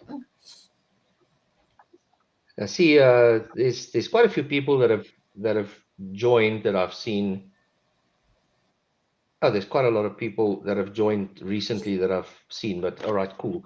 Let me show you something else. So I want to show you 2 more knives that I've got. Well, I've got a lot to show, but this was also one of the first knives that we did. And when we did this one, I decided that there's so much carbon fiber and stuff out there. What I want to try and do is something a little bit different. So we went with shredded carbon fiber. And we use this on a lot of our carbon fiber knives. You'll see that. But this is I hope the light will pick it up nicely so you can see it. But I like that. this is kind of shredded carbon fiber. We've got quite a few models that use the same carbon fiber, different colors, things like that. So this knife is called the Wahoo, and it's named after the fish. And you'll see now why if you look at the shape. Looks like that fin from a marlin or a Wahoo fish. Very, very nice. But this carbon fiber is just something that I don't know. I enjoy it. I've got quite a few knives in this. And then another thing that we're not scared to use is wood. And I'll show you something in wood now as well. So again, just a normal, nice knife. Nothing fancy. Depends on the shape that you like. Depends on the materials that you like. Again, same qualities. Just doing the same thing. So this is just, again, normal using knife. Looks nice. I enjoy it. This is one of the new ones that we've brought out, and this is called the Scarp, S-K-A-R-P. This one is done in rosewood scales, so it's textured milled rosewood. The pocket clip, single pocket clip on this side. And for this one, we chose to go with the normal Damascus blade that I usually use. So this is, believe it or not, a 9CR and mild steel Damascus. Now, it's not etched or anything. It's a core Damascus, so you can see the core there. And this classifies as Damas steel, but I'm not allowed to use that word because it doesn't come from Sweden. Right. So this is a stainless Damascus. And the majority of our Damascus uses 9CR or VG10 Dama. And these are, again, this is a $45 knife with rosewood bearings and Damascus. Nothing fancy. Again, same thing. You'll recognize this in most of our stuff. Beautiful gentleman's carry. And it will work. A lot of guys use the Damas. They work. But this is one of the newer models that we brought out now. So yeah, just to show you that we've got quite a few Damascus models as well. And we're very particular about the kind of stuff that we use this for. I make very sure of the Dama because there's a lot of bad reputation around Damascus out there. But I mean, you can see the patterns on this. It's just absolutely beautiful. It's 67 folded, so 67 times folded Damascus to get the pattern. But yeah, these are, again, just a normal knife. Nothing fancy. Looks pretty. Just a normal knife. Yep. I like it. Yep. Very cool. Oh, yeah. And really quick, I know we talked about this yesterday, so let me get you pulled back up over here. We both Legion and Pickled wanted to do a little bit of giving back to the knife community for supporting Pickle Still so much as you guys have. So we are going to do a surprise giveaway. So you guys just stick around, and you know, Otto himself has been generous enough to, you know, do a giveaway as well. So you guys definitely want to stick around. He's going to pick what it is that he wants to give away to you guys. We're going to do the giveaway the same way we always do one. We're just going to do a hashtag. But again, just stick around because that will be coming up. I see Wyoming Adventures just asked, so you can get pickled steel knife in the US now? Definitely yes. Kelly, which is on this live, is the distributor for us in the US. And we've got some green warhogs, red Freya, couple of Varo in black and brown, and brown Freya in stock with her currently, and obviously more to more to come. So yes, there's definitely. You don't mind if I just every now and again answer a question that I see popping up? I said, if you see somebody, Thank just you. reply to them. No, sure. So, I mean, there was Robert Freely asked, so how much would the scalp cost? So this is around about $50, depending on the conversion rate, for a Damascus knife in mold rosewood scales. $50. Don't know if that's a good price. I think it is. I think it's a good price for it. I mean, I wouldn't be complaining. I'm not having to pay $500, so just one less zero. I'm happy. I'll take 500. It's fine, no problem. Deal. All right. Done. We'll make him write that check. I see a couple of questions have come out for Kelly. Kelly, maybe you want to take a couple of questions around what do you think about the different steels? And then a lot of people are saying, shout out to Kelly for everything that you do. Yep. I think that's a big thumbs up as well. Well, I appreciate the big thumbs up. That makes me feel good. Honestly, my personal opinion with the steels, as long as it can take an edge and it cuts what I want it to cut, I don't care what the steel is. I'm not into all this primo steels for this or primo steels for that. Yeah. As long as it does what it wants, what I want it to do, I'm fine. Yeah. Can't argue with that. Kelly, I think maybe you should also show some of the cool things that you do with the paracord. You are really talented in that space, and I know the people know you as well. So I've got some mini ones that are here handy. I definitely think you need some to of my mini show some cool stuff. And then I've got like what I would consider a fishing key fob that has a ping pong ball in it. And of course I do my normal monkey's fist with a 1-inch steel ball. Zipper pulls. I actually include one of these in with each of the pickled steel orders now. I do one of these and add that little thank you from me for purchasing pickled steel. So I do my own thing. Kelly does amazing work on her paracord items. So if you want to grab some that we have of hers. I mean, and the cord is just super tight. I mean, we've had paracord before where it's loose. Yeah, no, you ain't doing anything with this one. I mean, it doesn't even, with the weight of the bearing in there, it doesn't even want to sag that much, and this would hurt. Like, don't knock me out. Yeah. And even the bracelets are nice and rigid and they're adjustable, so it's, exceptional work. Everything is super, super tight on the weave. I mean, it's really kind of hard to see how truly nice it really is. And for some people. Nope. Oh, did we lose Kelly? Bless her heart. Her internet has been like so back and forth, or her connection. Yeah, I've seen that. Yeah, and that's like earlier when y'all heard me apologize. That's because I wasn't paying attention, and she was sitting in the green room just like la la la la, and she's gone. Bless her heart. You guys, I feel so bad for her.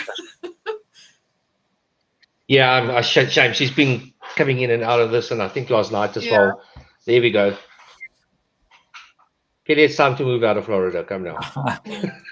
Yeah, I'm having connection issues. I apologize, everyone. Kelly, really quick, Caleb is asking, what's the best way to get in contact with you? Instagram. It would be the best way probably to get in touch with me, which is what? Kelly White 9910, I think. Hold on. Sounds about right. Yep. And of course, I'm reversed, so you can't see it for crap. Sorry. Yeah, but it's Kelly White 9910. And you can also, she has an eBay store and she has an Etsy store, correct? So, if you want to go shopping in the world of Kelly, that's where you go and just buy all things paracord and whatever else you discover. So Tell her we sent you and she'll charge you double. yes. Oh, it's a discount instead of triple. Awesome. Yeah, it could be worse. So if I may ask a question to the people on the stream, what do you think is, for those of you that have seen the knives that we've done, things like that, what are we missing in our range? What is the kind of knife that you're struggling to get and you really want to get? And I'm not talking about materials and stuff, about a specific use. Is there something that people are interested in potentially getting, and just to kind of get ideas of what people are looking for?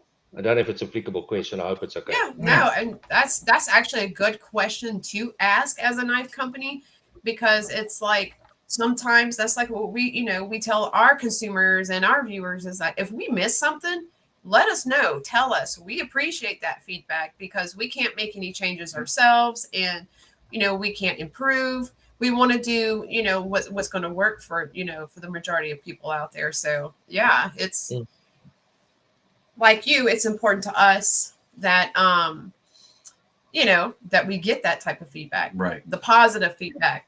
Yep. So the Tobster said integrals, and I know that part of it, there's a massive fan base for it, but that style of knife, I think, kind of leans itself more to the higher mid-range to premium class of knife, just because of the construction method. Yeah, I have to agree with that. When you guys get to see the Cosmos, which will come to the US quite soon, it almost looks like a scroll, but it's not. But that's the closest we get, is almost your backspacer runs all the way through to the back with the integrated lanyard hole in it.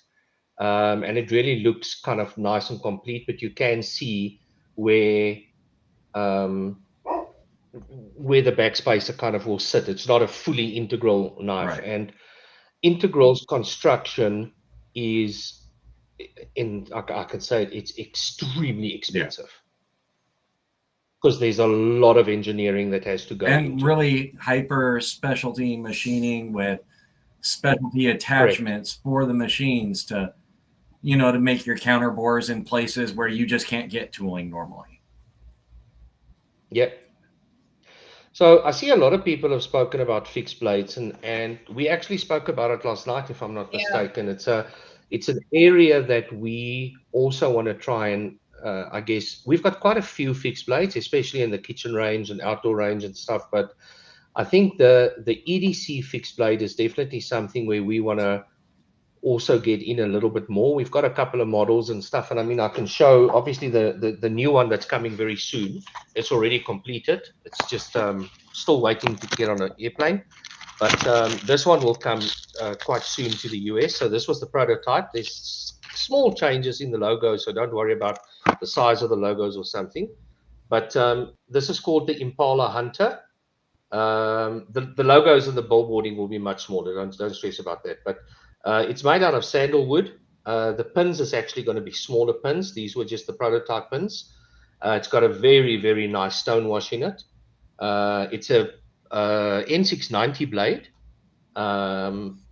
with sandalwood scales, and it comes with a beautiful leather sheath like this as well. And they're going to be, if I'm not mistaken, they're going to be around, I think it's around 60, just 55 to 60, $65, somewhere around there. I just have to check, but this is definitely coming. So this is a custom design. It was designed by a guy by the name of Jan Vol. He is a member of the SA Knife Makers Guild. Been designing and making knives forever. Just a normal, nice little outdoor knife, but it is so comfortable in hand.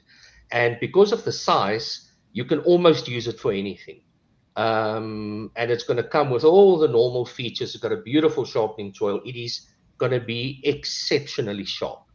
And the blade is actually going to be a very nice size. It's about 3.5 millimeters. I don't have my conversion here, so can't really say, but it's a pretty sizable blade.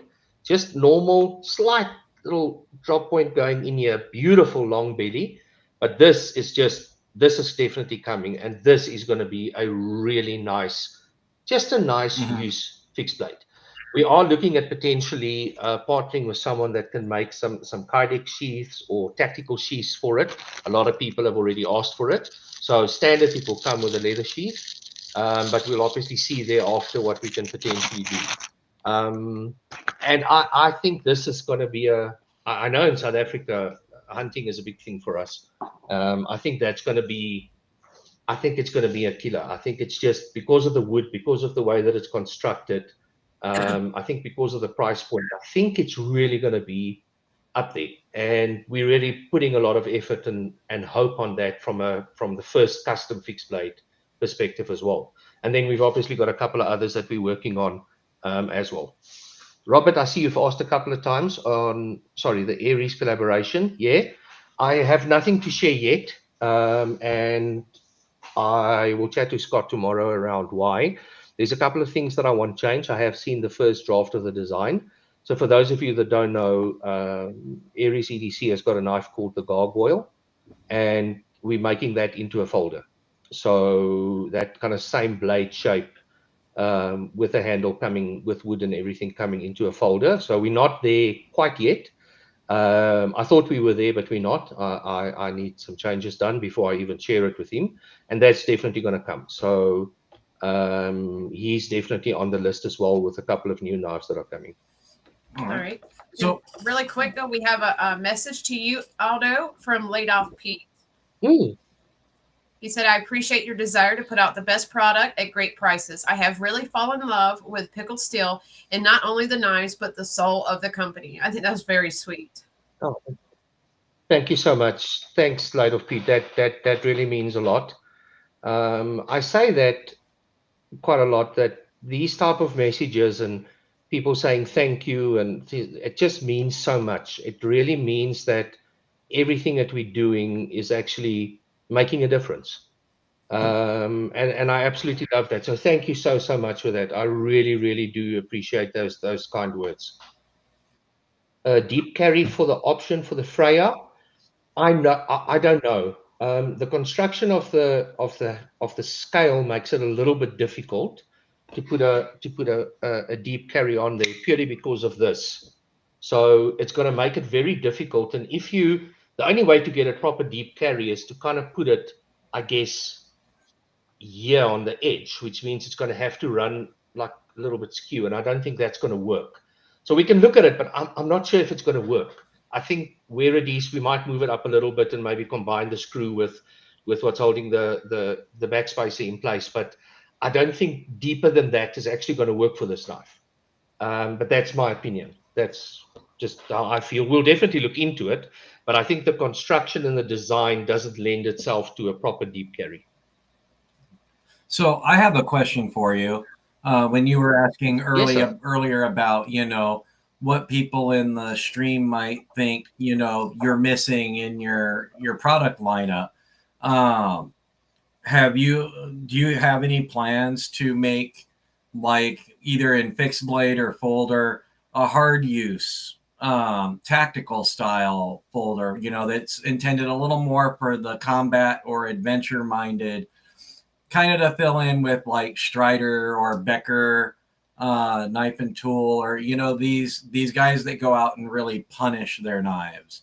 Do you ever have plans to offer a model that, while maybe not at the same insane level as some of these companies, but will fill that zone in the market? I think we've got a couple that could potentially play in that space.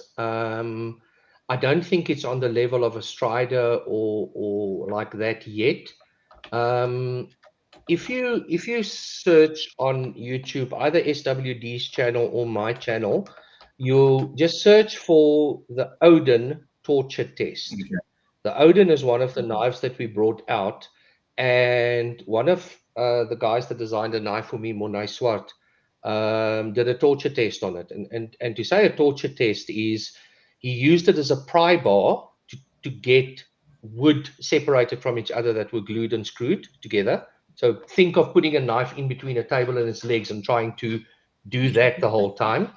He then bashed it into a table. He hit it with a piece of wood onto a steel bar, and then he hanged it like this. So let me show you what it kind of looked like. So if you look at it like this, he put a little, let's call it a waistband or something on here, just on this pivot. Yeah. And he hung an 80-kilogram fridge on it. That's definitely. And it didn't break. Yeah. And it didn't break. Afterwards, he could do this. Right. And I'm not saying that's how tough it is, but we've had stuff being put through a torture test. And I've got, if you talk about what, in our neck of the world, there's a lot of farmers out there that need hard used knife, etc. Right. And I brought out a knife called the Halo. And yes, it's named after the game, if you do know that. And this is what the Halo looks like. So G10, D2, deep stone wash, nothing fancy. But when you look at it like this, the small little things, if you look at the champering where your fingers fit in, the wide blade that still comes into a sharp tip, open construction, but this, the guys use this for almost anything. Right. And again, this is not, I would say, would classify in that real upper range of tactical, but this is a knife that people use and abuse. So a lot of guys like that purely because of it's got a lot of blade, it's got a lot of belly, it's got point, it's got everything, and it is extremely, extremely comfortable in your hand. Yeah. So yes, I might look at something a little bit more, but again, depending on the market. Right. If I'm going to sell 200 units, then is it really worth going to that effort where I could potentially give 2 or 3 of the existing knives and say, take that, it will work. I mean, exactly the same as this thing. This is the Fandon. And the Fandon is an absolute beast. It's the 3rd biggest knife that we've got. It's got a 4mm D2 blade. It's an absolute monster of a knife. But for this size knife to do that, it is absolutely phenomenal the way that it was put together to make sure you get that snappy action. It's got the murder grind on it, so you've got a hollow grind, comes into a tip, so multi-grind, I call it the murder grind that comes into it. This is such an abused knife. Again, the guys use this for almost anything. And it's a big knife. I mean, if you look at my hands, it's a pretty big knife. But there's so many things that you could use this for. So again, it's not designed for it, but I think you can use it in a situation like that. I think so. I think if you go out into the bush and you really want something that you want to use, here's your baby. Right. I mean, would you want anything else? Again, I wouldn't take the couple of Oro into the field and really try and abuse it. I think it's a little bit more of an elegant knife, but this thing is made to use and abuse. I mean, this is a beast of a thing.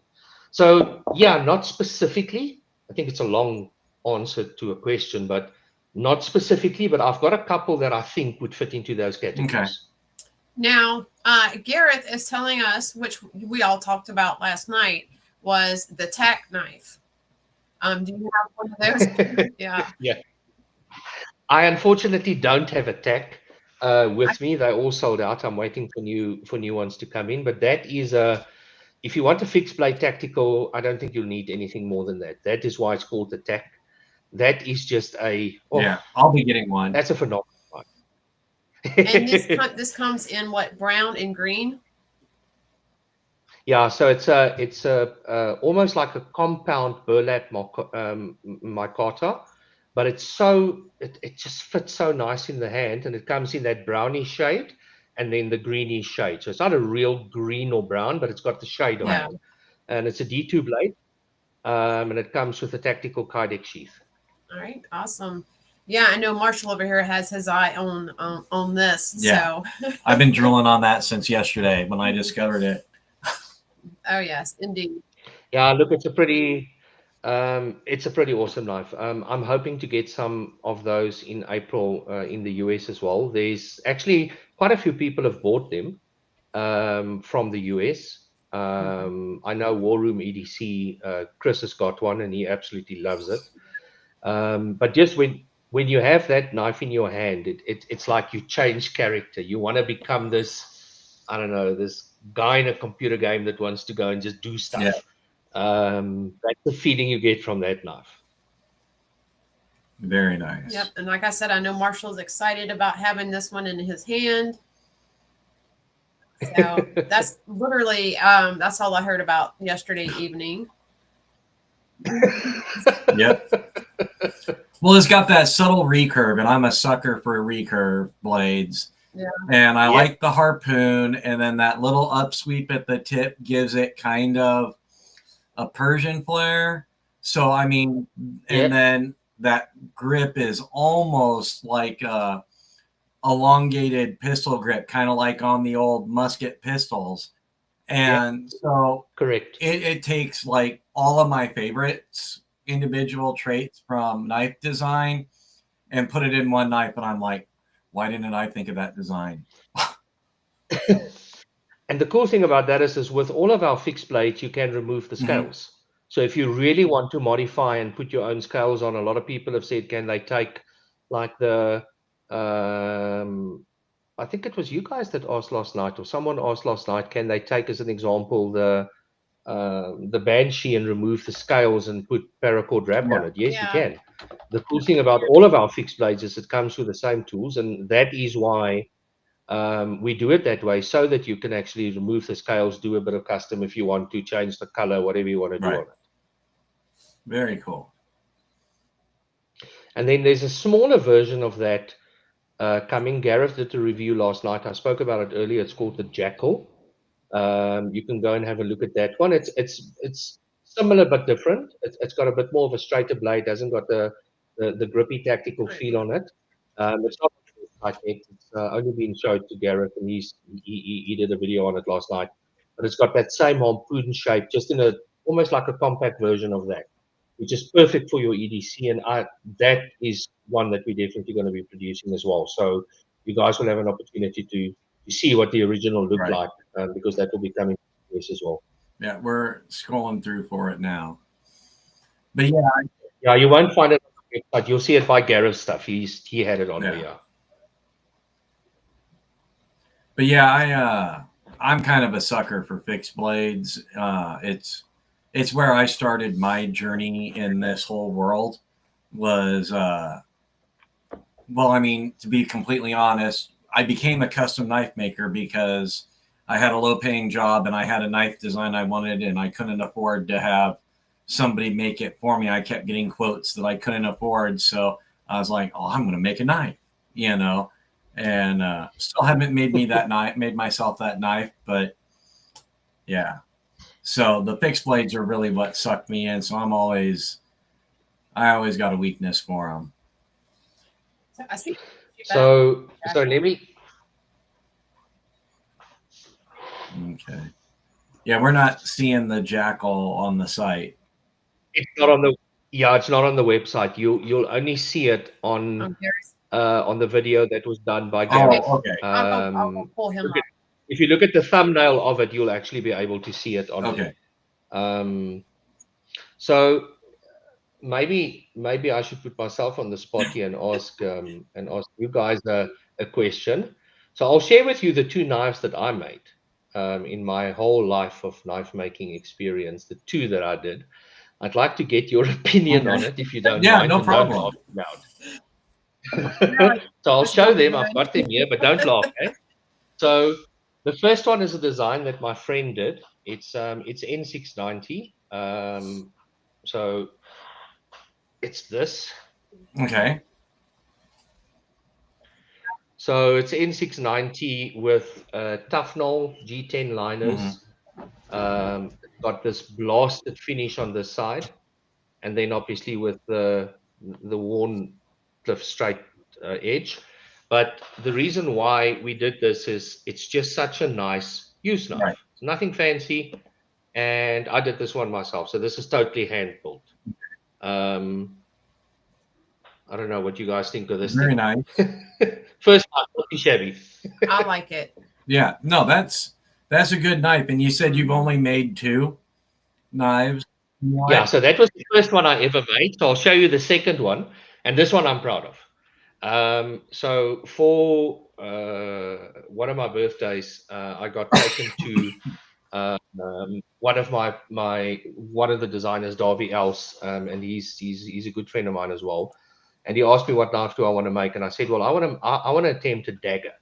Now, obviously, you would know in the knife making world that's most probably with a hand grind. That's most probably one of the most difficult things that you can try and do to kind of get it equal. So I made a dagger N690 with elephant ivory and mosaic pins, and I'll show you now what it looks like. So this thing took me 2 days to make. I can't tell you how many times I had to start over with hand sanding from 120 up to 200 to 400 to ultimately ending on 2000. But this is my dagger that I made. Oh, Oh, yeah. So, meant completely in jest, I hate you because you made 2 knives, and you know what his first one looked like, Aldo? Ask him what type of food did his first knife look like? Looked like a banana. Looked like a black burnt banana. And so yeah, I mean, it's your 2 attempts, and your only 2 attempts are way beyond the quality of the average knife maker's first attempt. And it's it just shows that whoever taught you had an exceptional amount of skill and the ability to teach, because there's a lot of knife makers that they can make a beautiful knife, but they don't got the patience for teaching. And then there's knife makers that are great teachers, but they relay a lot of bad information because they're not actually all that great at knife makers. And it's rare to find someone who can do both. They're a great knife maker and they're a great teacher. So the jackal was done by this guy, the knife that we're going to make, Darby Else, and you'll see the other one, which Gareth is going to do a video on, was also done by him.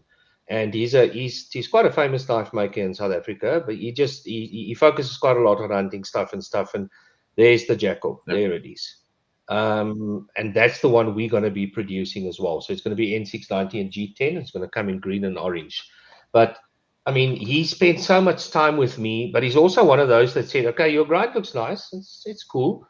But you missed a little. It's like I have to take a magnifying glass. He says, no, you missed that spot. Let's start over. And then we start with a rough, we go down to the lows and we work out. And I tell you, my hands were so sore after 2 days of hand sanding that. But that's why I said, when I made the knife and I realized how difficult it is, I said, thank you, not again. I'm not interested anymore.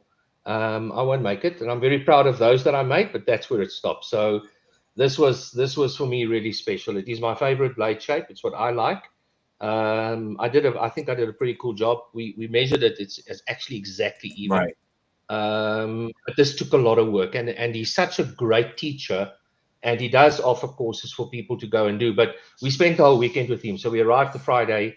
We ate with him. The next morning early, we were in the shop. We started cleaning up, doing everything, shaping everything, putting the scales on. I've got a whole video and photo session of the process that we went through with all of this. And yeah, this is the end result. So pretty proud of myself, but thank you very much. Never again. Too much work. Yeah, it's a lot of work, but I also think it's very rewarding because of the skills you gain along the way. Oh, definitely. And you get to appreciate when you hold a production knife, you get to appreciate, or you hold a handmade knife, you get to appreciate what has gone into it because now you know. Yeah. That's a hell of a lot of work, eh? Yes, I tell you, it's a hell of a lot of work. And that's, I don't know, it's just, I guess that's where a lot of the passion comes from, is knowing the hard work that goes in it, knowing the small things that you have to do to make sure that that becomes perfection to the end customer.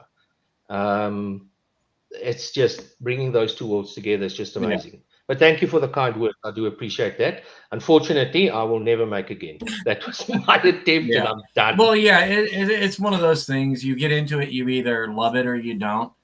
And I love it. It's just too much hard work. you know, for me. Yes, I tell you, I had a student once that, you know, they only ever made one knife, and I walked them through it, and of course, I did a little bit on the knife just to kind of get them started, but they did like 95% of the work, and it came out phenomenal. I'm like, you've got to be a custom knife maker. You're just a natural at this. And they're like, never again. Nope, not happening. Never again. I concur with that Yeah, statement. and I was just sitting here like, how can you do this? You know, I'm like envious of what you just did for your first ever attempt, and they're like, I don't want to do it. It blew my mind. I see someone has said they've been trying to track down Tori Hanzo to teach him knife making. I think if you can somehow get those skills, in my as a matter of interest, in my personal capacity, I do collect Tori knives. I've got, I think, the majority of Kershaw Troopers from 79 to 96 when they stopped, all hand signed by Pete Kershaw. In my personal collection. And those are some things that are just, I mean, his knives are, and I think that's where the inspiration around the dagger came. I still like to make a dagger one day, or produce a dagger, but I'm in two minds about it.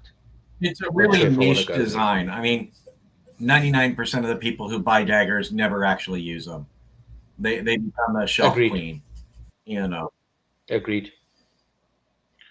So one of the knives that we are going to do, and you'll see one of the knives that Gareth will do a video on, is from a guy by the name of Philip Dunn.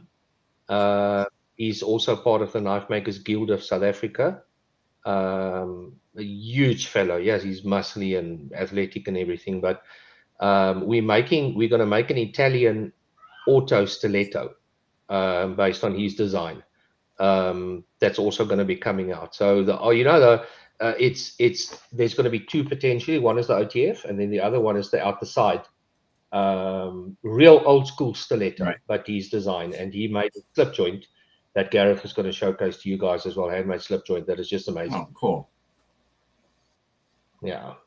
So we've got quite a couple of nice things coming on. So I mean, again, maybe a question to you guys. Guys like us in the production field and doing custom production knives and things like that, have you seen any effect on your business because of things like this or that? From a handmade perspective, yes. So, and there's a lot of makers that I know, and I won't drop names, but I've had private conversations with them. They won't admit it publicly. Everybody would rather keep this stigma that, you know, the Chinese knives are not up to par. And some of them aren't, but that's dramatically changing. But yeah, I can tell you a lot of custom makers have had to work harder for their sales because what you can get in the production world now, and not just from China, but from Italy, from Russia, you know, from the UK, and sadly, less and less from America. I mean, it's still there in American made, but you're seeing that go away slowly. They've stepped the bar up so high on the production level that something in the, say, $300 price range from China, the $400 from America or Italy, and the $500 from Russia is competing with $2,000 custom knives. And, you know, as far as the precision of work, the materials being used, you know, when you get into those more premium production windows, some for factory knives, some doors open like doing micro runs with really outlandish materials that, you know, you typically only find in the custom world, like zirconium, Timascus and Mokutai, some of the crazy hard to get super steels, you know. Yeah. And that's where the custom world's operating. And so next thing you know, you're sharing your space in the market with somebody who's potentially 4 times lower in price. And a lot of guys say, oh, it's not affecting me. But I've been part of the conversations behind the scenes where a lot of guys are affected. It terrified me when I saw what Riot and Reich could do and compared it to my handmaids. I was like, I ain't going to be in business for long. And it's absolutely terrifying. But I think the custom market will shift and go back to more of the old school. And to survive, I think it'll ditch the CNC and you'll see custom prices go through the roof and the field of makers narrow and really shine because they go back to completely handmade.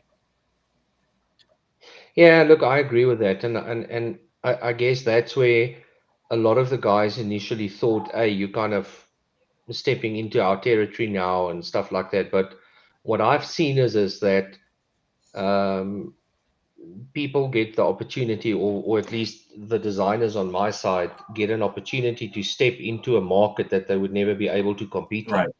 And all of a sudden, now they can compete with it, and it opens up new doors for them.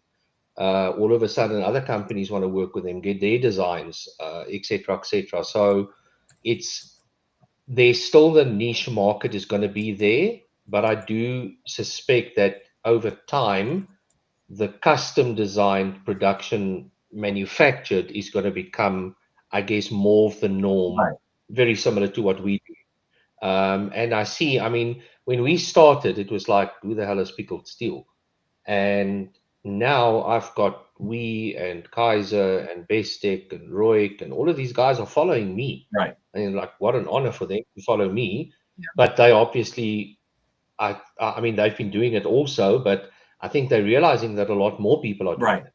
And I think that's where it can supplement. It will never take away the whole custom environment, but what it will do is it will actually supplement another income stream that will hopefully make up and then some for that what you would lose in the custom Right. environment. So yeah, I mean, you do get a lot of people that don't like it a lot, but you know what? That's Right. just where the world is going. Well, It's the same as all of the new steels. You have to accept that there's going to be changes and new technologies and all kinds of stuff like that. And if you can either go with the times or you can go back to the old right. days. Well, I mean, it's that's up to like you. I've heard custom knife makers be like, oh, well, you know, it's not a custom knife if you're using a CNC mill. You know, these guys like Bob Terzula and the greats of the past, they're using manual machines. Okay, well, you could go back to Will and Fink and all these different guys from the 1800s. They didn't have milling machines. You know, so are Correct. Bob Lovelace and these guys from the 60s, 70s, and 80s that are the legends now, were they not custom knife makers because they didn't make it the way the Gold Rush era knives were made here in the US? You know, it becomes a slippery slope where if you start to rule somebody out because they're using tools of the time, well, then you got to rule a whole bunch of people out because they're not using the tools. And you eventually get back to the only real custom knife makers were the ones sitting there with a piece of obsidian and a piece of antler, chipping it away, sitting on a rock, you know, to lash to a wooden stick with sinew. Those are the only custom knife makers if you're going to go that route, you know. Yeah. And so, but one thing I have seen, and I want your opinion on it, because maybe I sound a little bit weird with saying this, but one thing I have noticed that you can't put into it, well, with a factory knife at all different levels, you can feel the quality. You know, you can pick up a knife in one budget and you can feel and experience that quality. You can pick up the next price point and so on and so forth. And you can go all the way up to Rockstead, you know, where you're paying $1,500, $2,000 for a folding knife, and you can feel, you know, why it's maybe not worth 2,000, but you can feel why it's above everything else.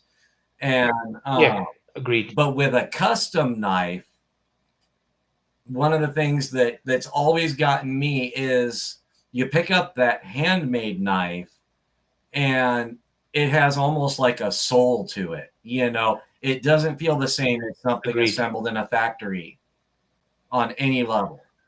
I definitely agree with you. If you look at that Jonathan Jacobs custom that I showed just now, that has got that feel to it. It feels different than something that is done in a manufacturing process. It definitely does.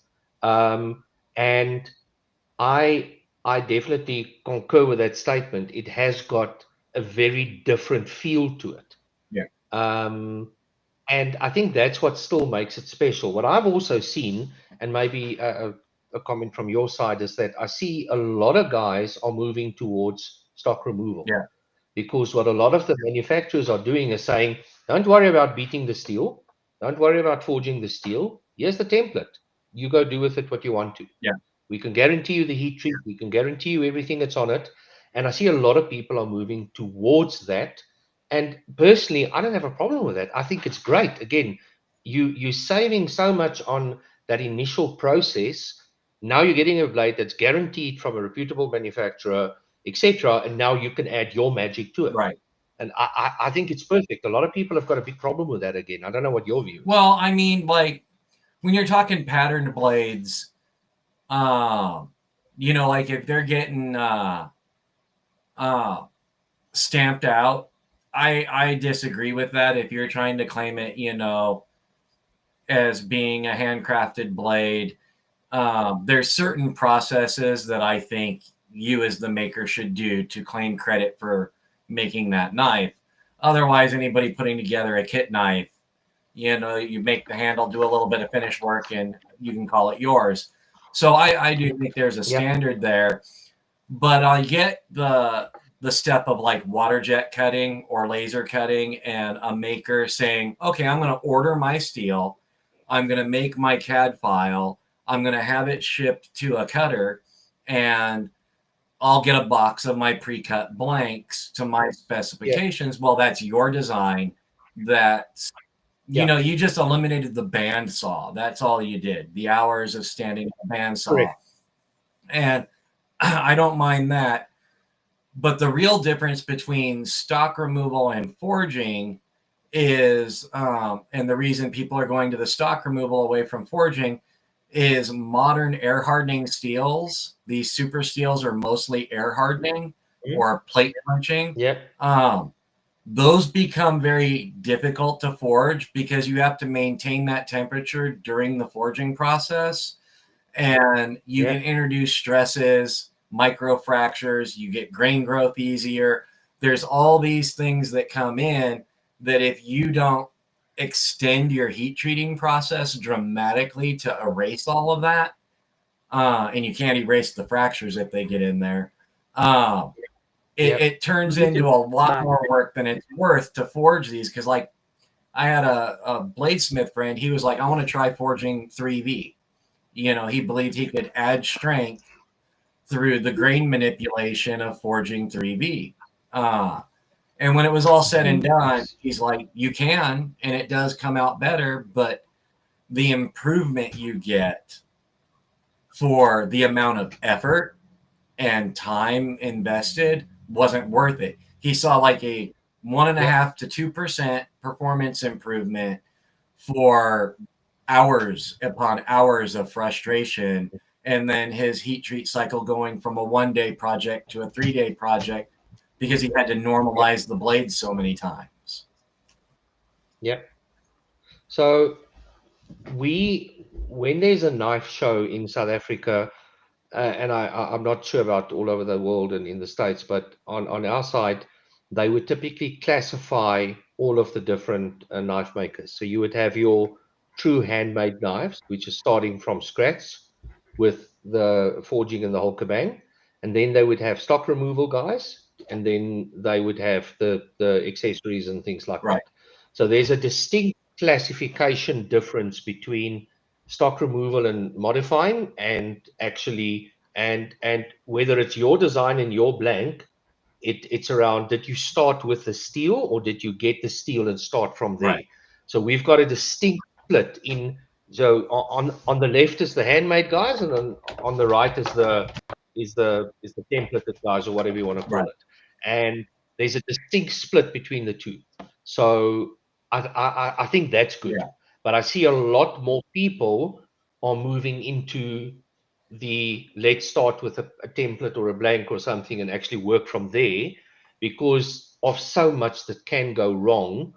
And I think in the old days you had a choice. You had 440C or 440C or 440C, Right. or you can go for 5160, 1070 or 440C. That's your choice that you had years ago. Right. And nowadays it's like, what the hell do you start? There's like 100 different steels, and people unfortunately don't know everything around it, because everything has to have the different temperature and the different way that you would quench it, and etc., etc., etc. And so yeah, I think it's just more difficult, that it's easier to actually churn a little bit more as a custom maker in the blank side of Right. it, if you want to call it that. Yeah, and and it's funny because you got all these different steels now for a nominal improvement in performance in most cases. I mean, there's always the outliers where you see some sort of dramatic performance difference, but for the most part, a lot of these steels, it's really just splitting hairs on what improvement you get, Correct. And but yeah, I wanted your opinion on that feel of a handmade knife, because to me that's the thing that separates the handmade from the production. Is it has almost 100%. like a spiritual quality to it that you can't get from a production. I mean, it's exactly the same as and I mean, I see Aries EDC also saying he does stock removal, but also I've been getting some of his designs water jet, and to kind of get a better start. But I mean, I've handled a lot of knives in my life, and there's nothing that feels like this in my Right. hand, because my soul went to this thing literally. It's just the way that it sits and feels in my hand. It might not be perfect, it might not, but this, for me, you can feel the difference. And the same with a custom handmade knife. So I fully agree with you there. It's the difference that you can feel of that handmade quality. But again, the average Joe out there that wants something to peel a banana with, or an apple with, or an orange with, or cut some beef jerky, or use it to eat, he doesn't know the difference. Right. He looks at the price and says, yeah, this looks cool, it looks sexy for me. And that's what he will spend his money on. And I think, again, that's where what I drew the line in the sand is saying, I'm going to evangelize to use this. Mm-hmm. Teach, get you to know how to sharpen. And then people say, oh, but what about the angle? And should I get a sharpening, the little thing that shows me the angle guide? No, dude, you must feel it. Put it down, feel the edge, and just do it. And if you stuff it up, you just start over again. It's as simple as that. And I think you cannot damage it on 1,000 grit to actually do anything bad with it. It's just, that's where I drew the line and said, if the process is so much easier, especially when it comes down to the making and the production of it, let's at least keep something old school. And that for me is, again, that's a little bit of me going out there into the world, is that I believe that's the way it should be done. I really believe it's the way it should be done. A lot of people might disagree, but you know what? Again, that's their choice. Right. Yeah, I agree with it. And I think a lot of people, like, if you want to get completely technical, carbon steels will do pretty much everything anybody needs them to do. The biggest benefit of a stainless steel is you don't have to go in there and oil it re-oil it every couple of months while you're not using it. And in truth, as a tool, the patina that a carbon steel develops isn't going to hurt the tool. It's just not going to make it pretty to look at.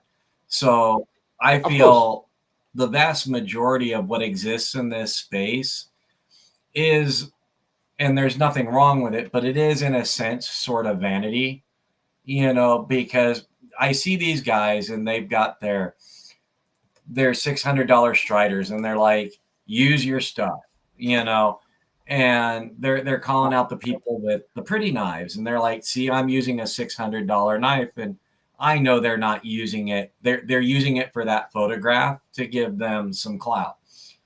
And, you know, some guys use it just like I use my Alan Elishewitz, but most don't.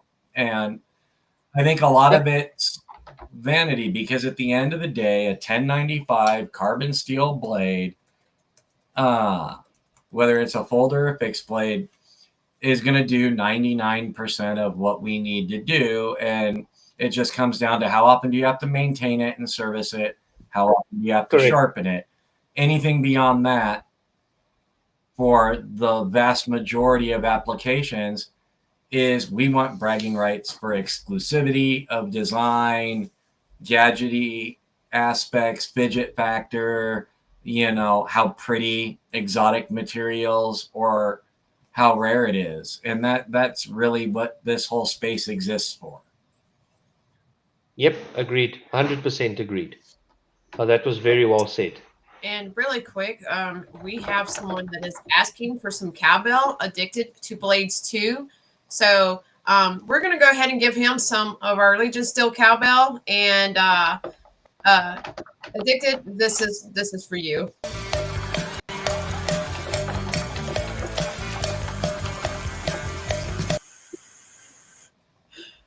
All right, that is for you, addicted. So we're going to give you some real cowbell now. Should we do the other? Yeah, I said we give him a little bit of the other. Okay, we got something for you guys. Yes, we have a treat for you guys. So we know it's been requested since Marshall did his move. So the gong does not have its full stand yet, but we're still going to give you guys some gong. So.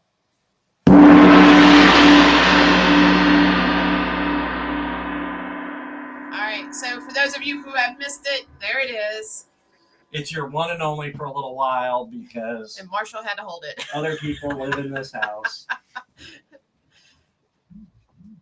And if you were asleep, you are now awake. Yes. Exactly. And our lives are normally at night. Yeah. And we can we have no issue hitting it right now because everybody in the house is awake. So that's great. So And yeah, if they're napping, they Got can your be gong. awake. You know, you never know. Yeah. you're not napping anymore if you had us on.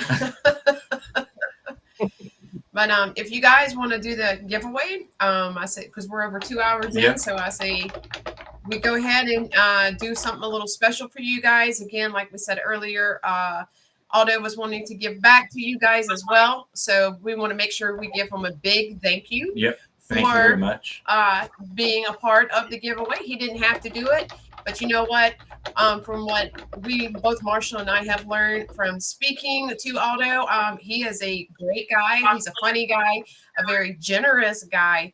And I'm sure if any of you guys who have YouTube channels that would like to reach out to him to see if he wants to be a part of a collaboration with you guys, hey, give him a message. He's so easy to talk to. So yeah, just reach out to him, and Aldo, if you know he wants to do it, he'll be like, yeah, let's do this. Anytime.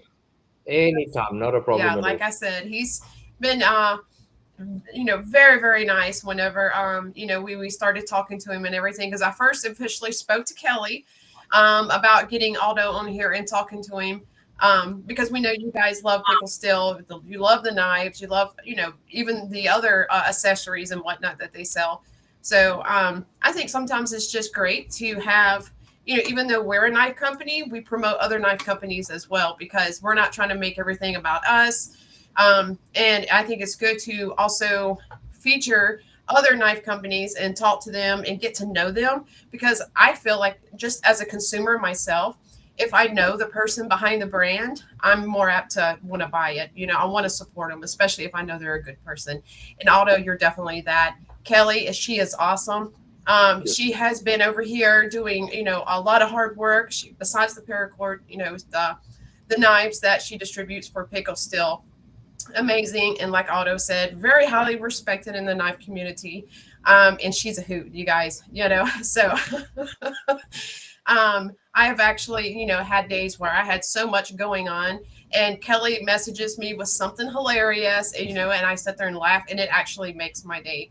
So, Kelly, we appreciate you. We love you. We appreciate everything that you do. So, big thank you to you for all that you do for the knife community as well.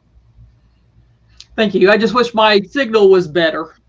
Yes. Yeah. Bless your heart. You've been in and out, and she was like, I can leave if this is going. I'm like, no, we don't want to keep you in prison. So. Yeah. But so Aldo, if you want to start with your giveaway, we'll let you have the floor and tell us what you want to do there. Good question. I'll take some guidance from you. Obviously, the giveaway. Kelly, just remind me again. I might have been half asleep last night. Joking. I think that we did say that that we're going to look at a brown couple of Oro, and I think we said we're going to look at a Warhog as well. Yep.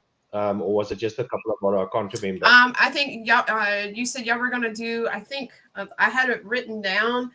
I think y'all were going to do. Where's it at? Because we were going to do a Warhog, right? Right. Yeah, the Warhog. So I think y'all were going to do the capo. Perfect. All right, so we can do that.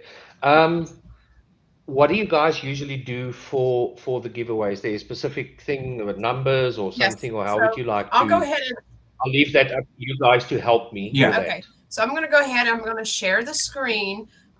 Those of us who participate in our giveaways, they know how we do it.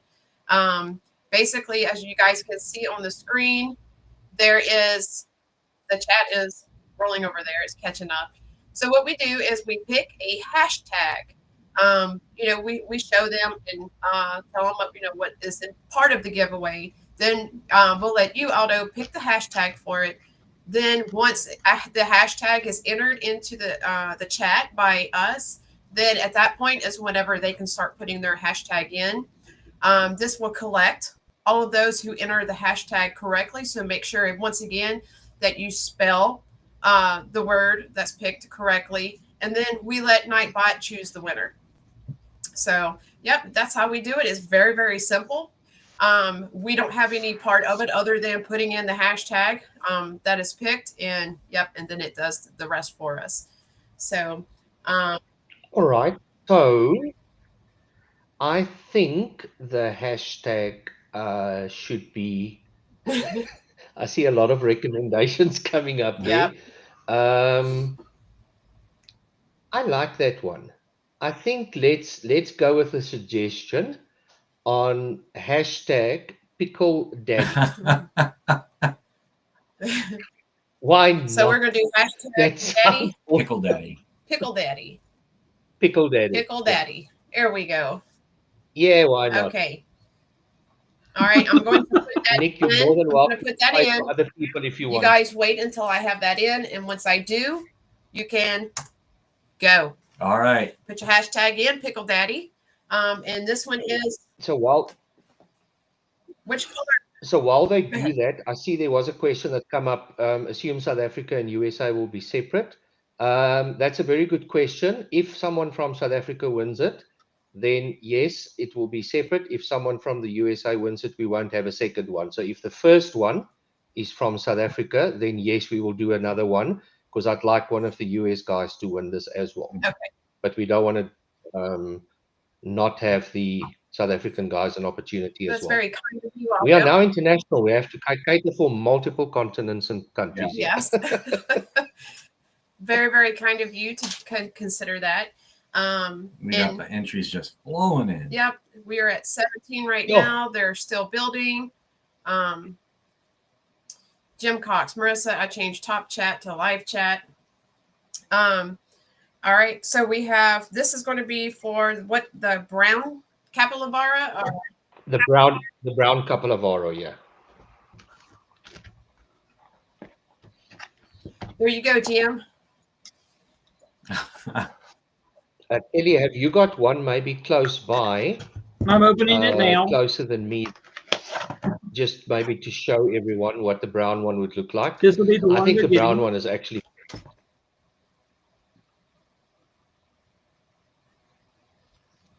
All right, I'm gonna pull this up really quick so you guys can see it. Then I'll go back to. Oh, did she freeze? the internet's not liking Kelly. That one is nice. Very, very nice.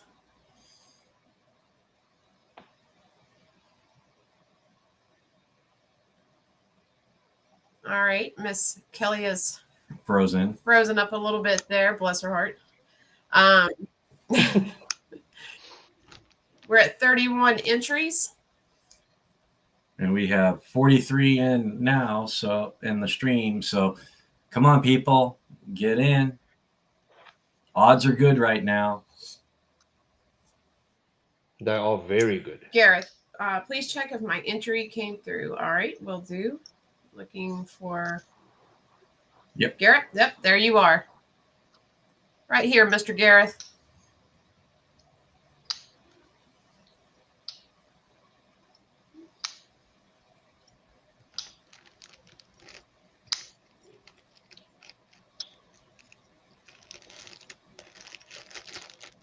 All right. I love to see when the giveaway chats start rolling like that. Because I did not use caps. Thanks. Shame on you, Gareth. Yeah. What are we going to do with you? Gareth, no more knives for you, ever. Yeah, you only get plastic knives now, so. Gareth, you're fired. All right. Yeah.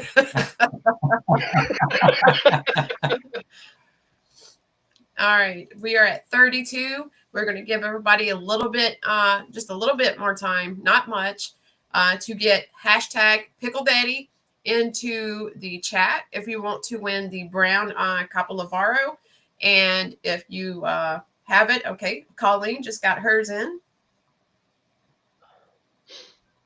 So again, hashtag Pickle Daddy. If you haven't got it in, now's the time to do it. Robo just got his in.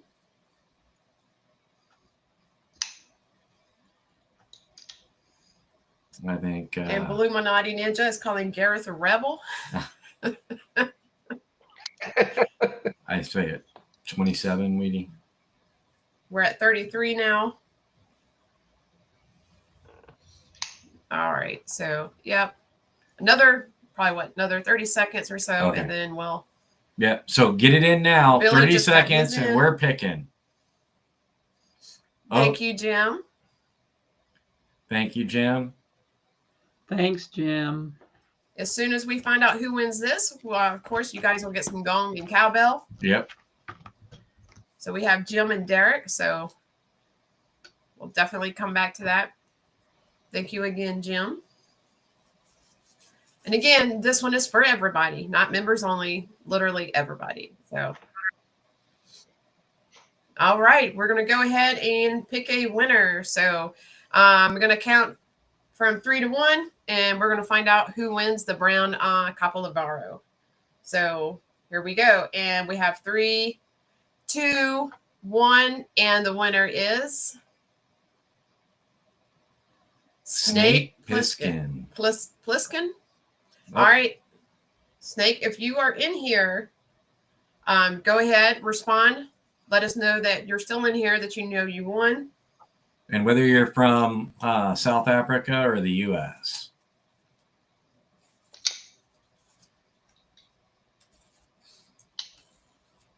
And we are waiting. We're going to give Snake. Oh, Snake said, no way. Yes way. All right, Snake. Where are you from? South Africa or the U.S.? Let us know.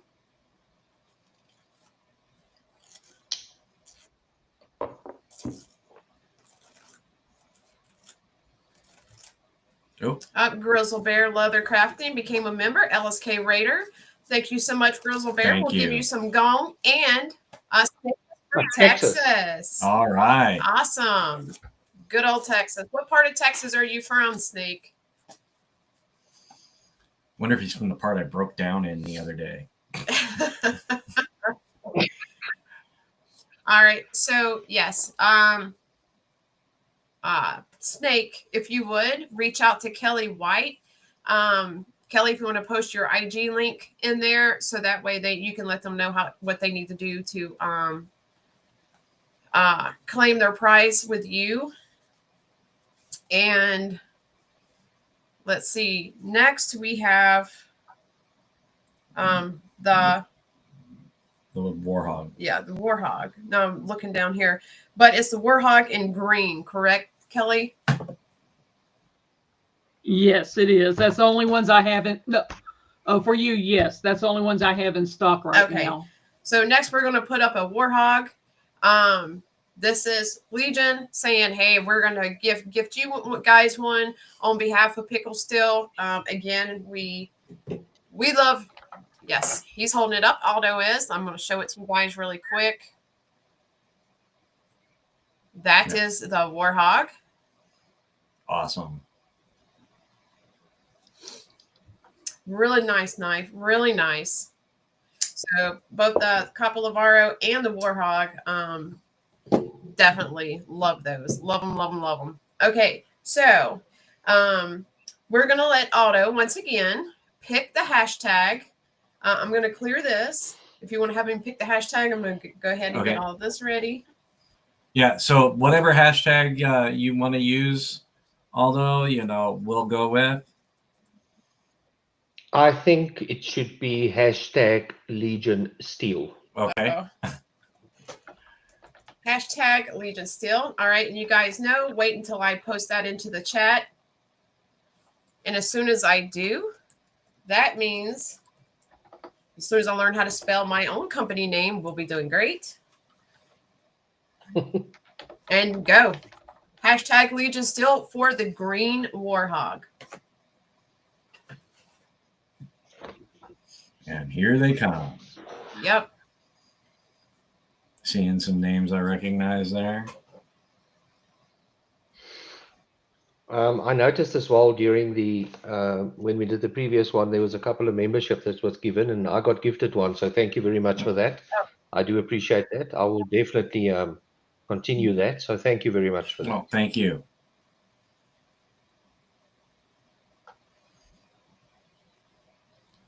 Yep. Yeah. As soon as we're done with these giveaways, we'll celebrate you guys who gifted memberships and all. We just want to be able to do it right rather than rush it. And Gareth is playing for Grizzle Bear Leather Crafting. Oh, nice. Very nice of you, Gareth.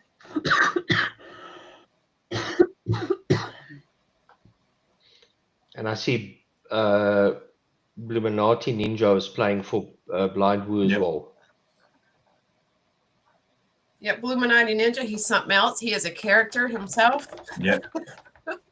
Oh, definitely. Yes. I defer to the expert panel. Yes.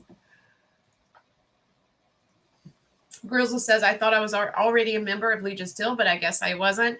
That's okay, Grizzle. If you were gifted it, it automatically expires if you don't, naturally go in there and then choose to continue yourself. So, right. Yeah.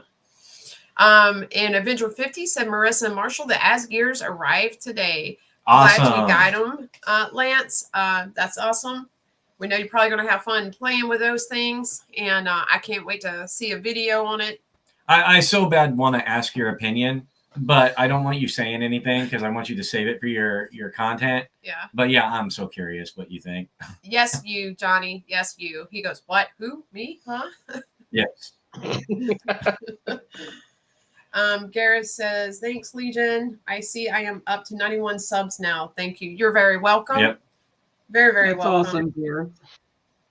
And normally, that's like whenever we're not the biggest channel out there, but normally when we promote, because our lives go into replay, you're going to still keep picking up subscribers from our replay. Yeah. So you're going to see it's going to be a slower trickle, but it'll still keep going up just a little bit. I mean, nothing outrageous. So, but yeah. It just comes down to we've learned people like to watch our replays because we make them laugh a lot. Well, and then we've been told that they'll binge our lives, and it's like, you guys are crazy. I love y'all, but y'all are crazy. So, but All right. Yes. You know, we love you guys. We love the knife community. There's so many awesome people out there. So if it wasn't for you guys, I wouldn't actually enjoy doing what I do. So yeah, you guys are amazing. So we're at 31 entries and 39 people in the stream. And Blue said, I will not stand for these wild allegations. So I'm going to sit down. You're already sitting, Johnny. What are you talking about? Right? Yeah. Just concur with the expert panel.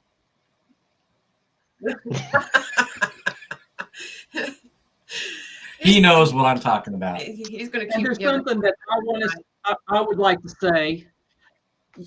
Out of everybody and all the different channels belonging to Legion Steels, it's 99 cents a month. They are the cheapest to sign up for. Why not be signed up for it? It's awesome.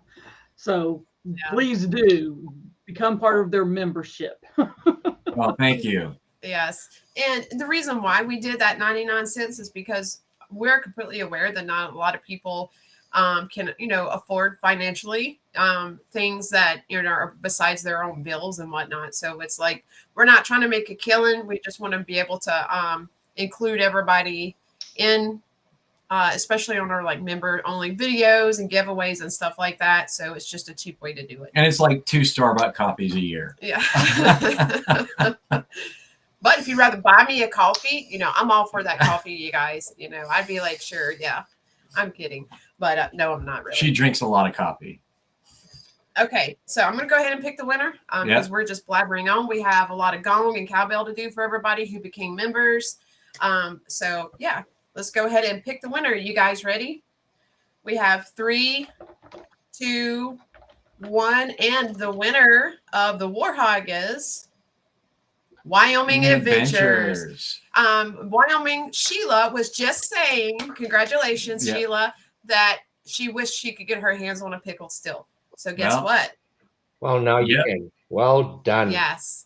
So Sheila, Awesome. just message me or and Marshall on Legion Steel Knives, and we'll go ahead and get you set up and get that Warhog out to you.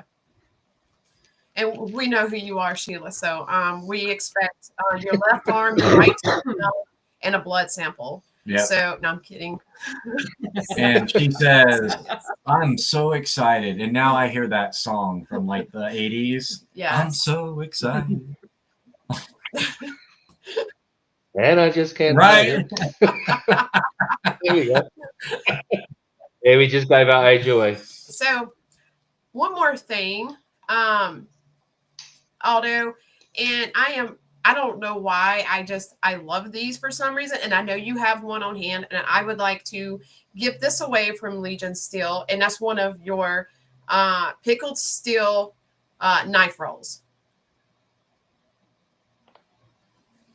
So if you do you have one there? Yeah, hold on a second for me. I'm over here like, let's see it.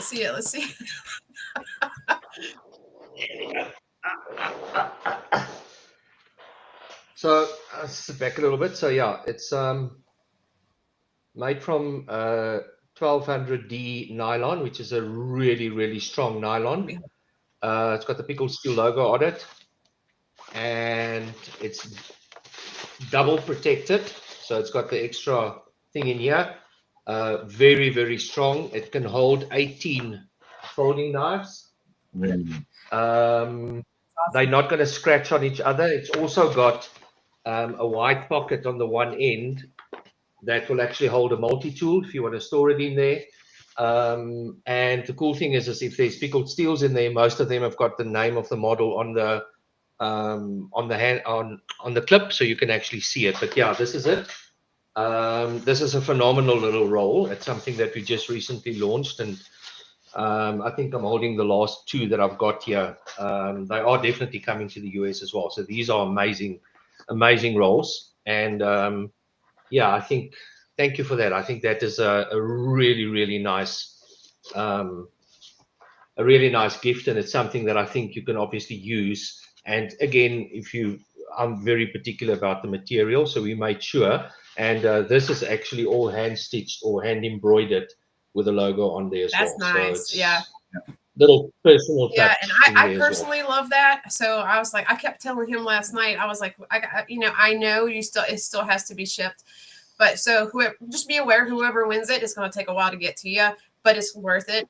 But Yeah. I liked it so much. I told Marsha, I was like, yeah, we got to give one of those away out. Yeah. I really like it. So, but I see Robo Stevo And is that is asking, is it something I'm pre-packed? pushing for So to yes, have it's here definitely in pre-packed. stock. yeah. Yeah. It's definitely pre-packed with a lot of empty boxes.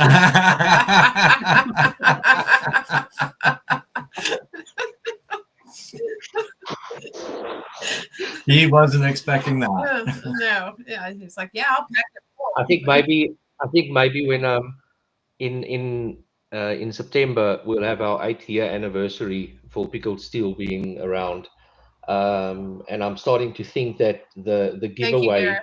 will be a knife roll with all of those actually populated with all of the most popular knives in. So I think I'm going to do something like that, one for the US and one for South Africa. So that will come up in September. So that will be a big prize. Okay.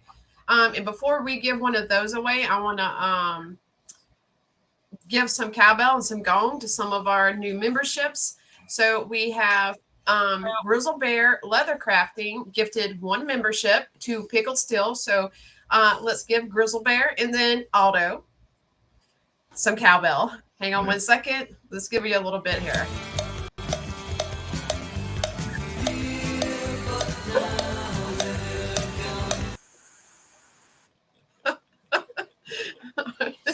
All right, here we go, Grizzle Bear and Otto.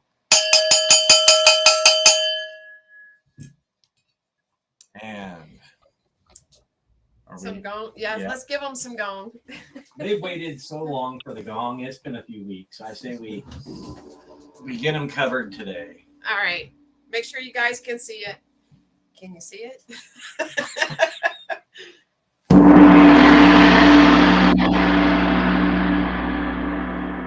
All right. You might as well stand there. Don't move because we have some more. We have to. Let me head over here really quick because Kelly just came back to join us. All right. I am scrolling, you guys. All right. And we have Gonzo, who became a member, an LSK recruit. Congratulations, Gonzo. We're going to give you a little bit of cowbell. I got to have more cowbell, baby.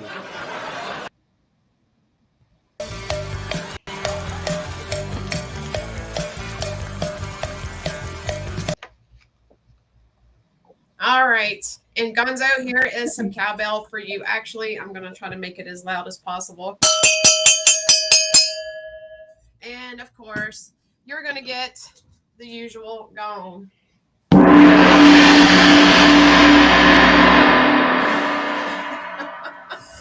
You're just having too much fun with that two-handed swing. It's all right. You'll survive. You survived the journey from California to Mississippi, so you'll be all right. You can handle that.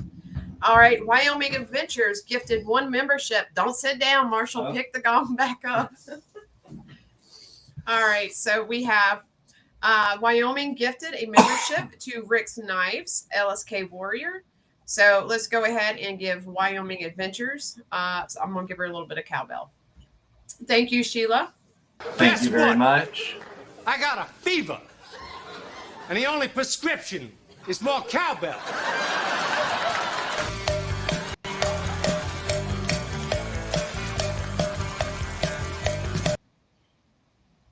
All right, and so Miss Sheila gets some cowbell. All right, there's your cowbell. And this is the fun part. Sheila gets the gong.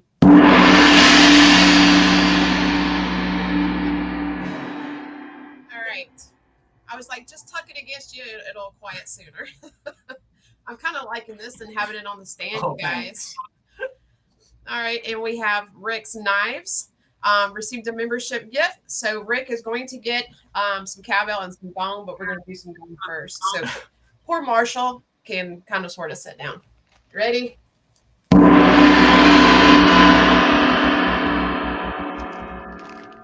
Okay. I'll let you give Rick Gonzo, give Rick the some cowbell. All right, let me get it. Mick Ranger said Marshall is going to be vibrating until next week. All right, and here is your cowbell. Jim asked, "Are any teeth falling out yet, Marshall?" Close. Yep. All right. Gareth. And El Navajero said, "Your neighbors are like, what the heck are they doing over there?" Yeah, most of our neighbors are family, so they don't question really anything we do. So Half of them might be watching. Yeah, Mick said Marshall just lost a lens. All right, so I'm going to go ahead and we're going to do the giveaway for the knife roll. Maybe just on that, Gareth made a comment, and it's actually a very valid one. He's sending next week all the prototypes over to the US, so I'll make sure that I get the knife roll out to him, and then it will be in the US in about a week from then. So he's not going to have to wait that long. Okay. I'll get a couple over as well. Okay. All right. So whoever wins the knife roll, you heard Aldo, you'll be getting it quicker than than normal. So yeah. That's definitely great news. So let me go ahead and pull this up. All right. Let's see. All right. Aldo, go ahead and pick the hashtag for the knife roll. Again, you guys, this is go ahead. It has to be hashtag cowbell. All right. Go ahead and put this in here. Hashtag cowbell for the knife roll. And you guys, go for it. Yep. Hashtag cowbell. Okay.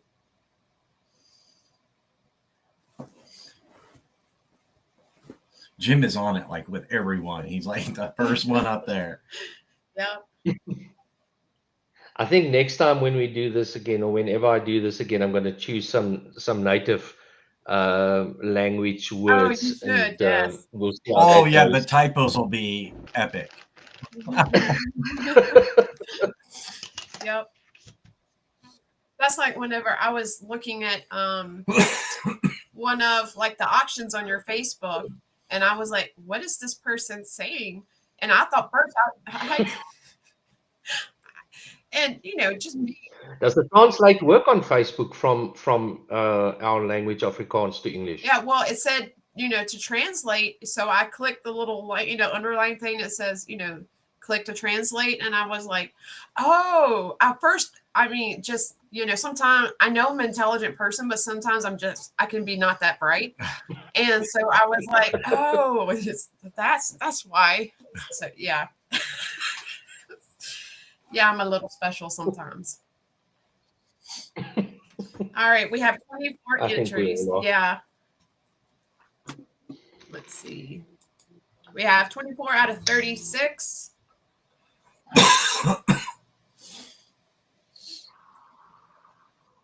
So hashtag Garrett said it goes backwards. Don't be telling me that, Garrett, because I'll be trying to read that backwards. All right, hashtag cowbell. We have 38 watching, 27 entries in. You guys get your hashtag in if you want to win that knife roll. I think that thing is awesome. I'm gonna get my hands on one myself. Yep. Because I want to. So that thing, yeah, I like it. I like that you came out with that. That's not. You can get some like that, like on Amazon, but to me, they're just. Like you can get like the leather ones and whatnot, but I haven't had any that were like, I need to have that and I need to have this one. So, I guess what I enjoy and why we went with this is that the typical one will have that Falx leather or the not real leather. The real leather ones are really awesome, but they sometimes do get a bit pricey. And some of the nylon ones that you would get is not that good quality. It will tear and things like this. And the cool thing about this, it's actually double layered. Right. So you can literally pour water on it. It will just run off. Oh, nice. And if something were to get in, because it's double layered, it's actually stitched around. You can feel it's almost like a little sponge on the inside of the two layers. It actually makes a massive difference. And again, it's just, I don't want to put something out there that's crap. Yeah, Simple as that. yeah, exactly. El Navajero, he said it comes with empty boxes. So yeah, that's what you're gonna get. Lots of empty boxes. All right. But what you don't know, it's a challenge to you. You have to go hunt down and buy the knives online to put in the boxes. Exactly. Yep. Exactly. It's like a scavenger hunt. Yep. And we have 28 out of 40 people now. So again, hashtag cowbell. If you want this knife roll, we'll give you about another 30 seconds. I'm having Marshall watch the clock here. And then we're going to go ahead and we're going to pick the winner. He's literally watching it. So, yeah. I want to play Jeopardy music right now. And that's a good point, El Navajero. He said that's a good way to get someone to collect them all. So, yeah. You're going to need a couple of knife rolls to do. Yep. All right. And we got 3, 2, 1. We're done. All right. So we're going to, Mick, whatever. If you haven't been paying attention all this time, we can't help you. Yes, there is no help for you. Yeah. All right. I'm going to pick the winner in 3, 2, 1. And the winner is Help with Gadgets. Awesome. Tommy, if you are here, make sure you reply. Let us know that you're still in the chat, so that way you can get your knife roll. That's awesome. That somebody won it. Where are you, Tommy? Are you alive? Is you here? Tommy to me. Garrett, that's not how you spell To Garrett, that's not how you spell mine. He said, I'm here and thank you. Awesome. Yeah. There we go. Awesome. All right. That's well done. Yep. So, Tommy, you already have our IG. Just holler at us and we'll make sure everything gets worked out so that you can get your knife roll and all that good stuff. Just remember, it's going to take a couple of weeks because it's coming straight from South Africa. It's going to take probably about 6 months, but by then you'll forget that you wanted. Are you trying to keep it? That sounded very. He's like it's making a detour through me, and it might not leave. No, it won't even make it to me. I don't know. We'll work it out with them, Tommy, and make sure that you get it. So yeah, but yeah, we'll keep Marissa far away from it. She can get her own when they're more available. Just flash a teal knife in front of me, and you'll be distracted. Yeah, and then I'll or I can just reach up and grab your rainbow leak and walk away, and then you won't know what's going on with it. You'll get stabbed too. Sheila, yes, ma'am. What was it? Do you have a question? Oh, Johnny says, sounds sus there, Marissa. Yeah. Well, I figure if I tell you it's going to be a 6 month wait for it, that you would forget that you want it, and I could just say I'm kidding, of course. But yeah. Yeah, we will get everybody sorted out on the prizes straight away. Help with Gadgets. Tommy, he said, I shipped a giveaway package from South Carolina to Kentucky 2 weeks ago. It's still not there. Yep. I shipped a package to Barbie, and it took 2 weeks to get to her. And I mean, it went all the way to Tennessee because I had to go from Mississippi to North Carolina. Then it went down to Kelly and then back up to, and it was all over. Help is saying, what I'm hearing is I should be surprised if it arrives. Yes. Yeah, I guess you'll get it. I mean, I'll make sure you get it. Yeah, I will. She forgets how stubborn I can be. Okay. She's equally stubborn, so it gets ugly. We might actually do like a pay-per-view for the fight over you getting your knife roll. Oh, this is never ending. But yes, you'll definitely get your prizes that you win. So of course everybody already knows that. Unless the package, as Foop Doozles likes to say, if it takes the scenic route, you may not get it for about 2 weeks. So, but yeah. Oh, and Kelly's back. Yeah, the internet just does not like her. So yes, congratulations to everybody who won. Tommy says Marissa gave you a look like that might have been a challenge. Yeah. So very true. And when are your t-shirts supposed to be available, Aldo? I'd say maybe 2 months. But I don't want to promise that at this stage. Yeah. The process of getting this and all the different sizes and stuff like that is we might actually want to do kind of like a pre-order thing where you can select your size and then it gets made and stuff. But obviously the logistics around it, if I've got something in South Africa, it's a little bit easier. But I guess to get the right stuff in the US, you're either going to have a selection of a lot of type of stuff, or you're going to have to understand that you might wait a little bit. But I'll communicate that as soon as we're ready. Okay. All right. Sounds fair enough. But we're creeping up on 3 hours now, and I just wanted to thank you, from the bottom of our heart for being on this stream with us. It's been a real pleasure to meet you through this whole process and learn more about Legion Steel not Legion Steel, Pickled Steel, and he doesn't know who he is anymore. Yeah, and your insights on the market and community and where you want to go with, Pickled Steel. So it's been a real joy. Yeah, I think from my side as well, thank you very, very much for hosting me, and thank you, Kelly, for always jumping in and joining and just helping out and just being absolutely awesome.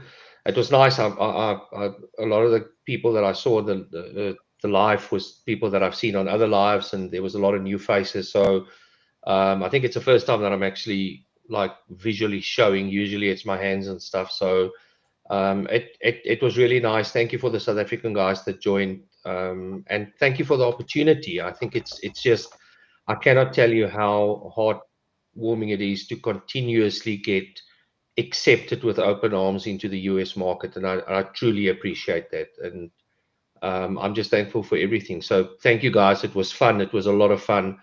And anything you guys want to know, feel free to reach out.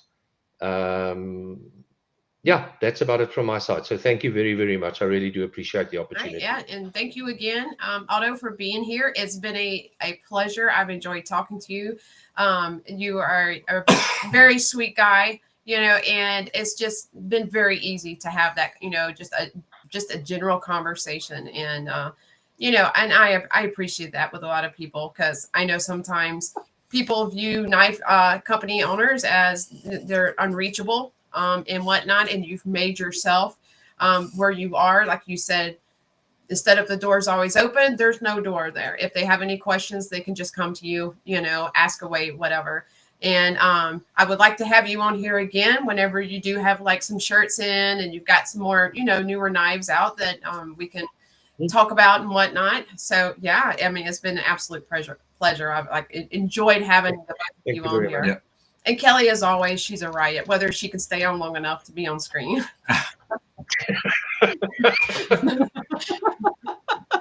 Sorry. It's okay. We know it's not your fault. It's the internet, And yes, Grizzle Bear said y'all have a great weekend. And if you're in the path of these nasty storms coming, be safe. Yep. We may not be having our Saturday live, the normal one we have, Saturday Slice, because we have got some extreme nasty weather that's coming, and we're going to try to be safe and not be live. Yeah. So. Yeah, because it's looking like it's going to hit right around when the live gets going. Yes. So, and Waylon says, anybody going live after this? I'm not sure, but I know, Rolf, are you and Barbie still going live later on this evening? But yeah, check out Barbie EDC Girl. I know she's most probably going to be trying to go live again this evening. So, yeah. Other than that, the usual Thursday night. You can check out Rolf too. He's trying to make a channel, so you can be charitable. Yeah. Well, Grizzle Bear, you please be safe too in your area. Yeah, these storms are they're going to be really bad, really bad. So, yep, says in Central Alabama. Yep, we're right here. We're more like centralish Florida. Yeah. Mississippi. I don't even know where I'm at anymore, people. So. And all right, Adventure 50, we'll let you know if we're not going live. We're probably going to make an announcement Friday night, because we should have a good idea of where things are going to be at for Saturday, whether we want to risk it. So look for Friday evening, kind of later, or early Saturday on our community section under the posts as to whether we'll be live, because we'll keep you all updated. Yep, and if you want to go live in our spot, be our guests. I mean, we're not going to be able to do it because we're probably not even going to have internet or power here. So, yeah, we'll definitely let you know. But right now, it's looking like we're not going to be. We're going to go full caveman. Yeah. Because, Lance said, I'll jump in if you can't do it. So go ahead and plan that Adventure 50 to be in place of our live, because I can already tell you now it's going to be a no-go. It's going to be bad here. And Gareth says, at Legion Steel, Kelly is just eating chocolates and doesn't want to eat in front of an African kid. That's why she keeps going.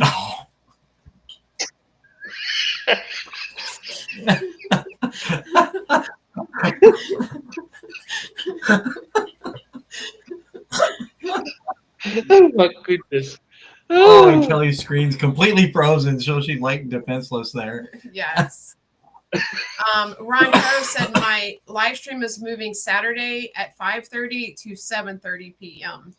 Okay, is that a temporary move, Ron, or is that going to be a permanent move? But yeah, so because we can't be on, Lance said he's going to jump in our spot, which is fine. And then Ron is also going to be live Saturday, so you guys are still going to have a full Saturday lineup. So yeah, go crazy with it. But if you're going to be in the path of the weather, please stay safe. So yeah, I'm doing a lot of talking. Yep. All right. Well, I think we covered just about everything, don't you? Yeah, I think so. Again, thank you both for being on with us. It's been a real joy, and I hope we get to do it again sometime. Oh, yes. Definitely. All right.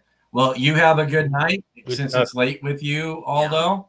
Yeah. And Kelly, you have a good rest of your day. Yeah. And all the rest of you, make something good for dinner and then tell us, later on what you had. Yeah, I think I'm going to have tacos. Yeah. Sounds good. Yeah. All right, you guys, have a great evening. Have a great night, and we will see you soon. Thank you for being here. Bye. All right, bye, everyone. Cheers, everyone. Bye.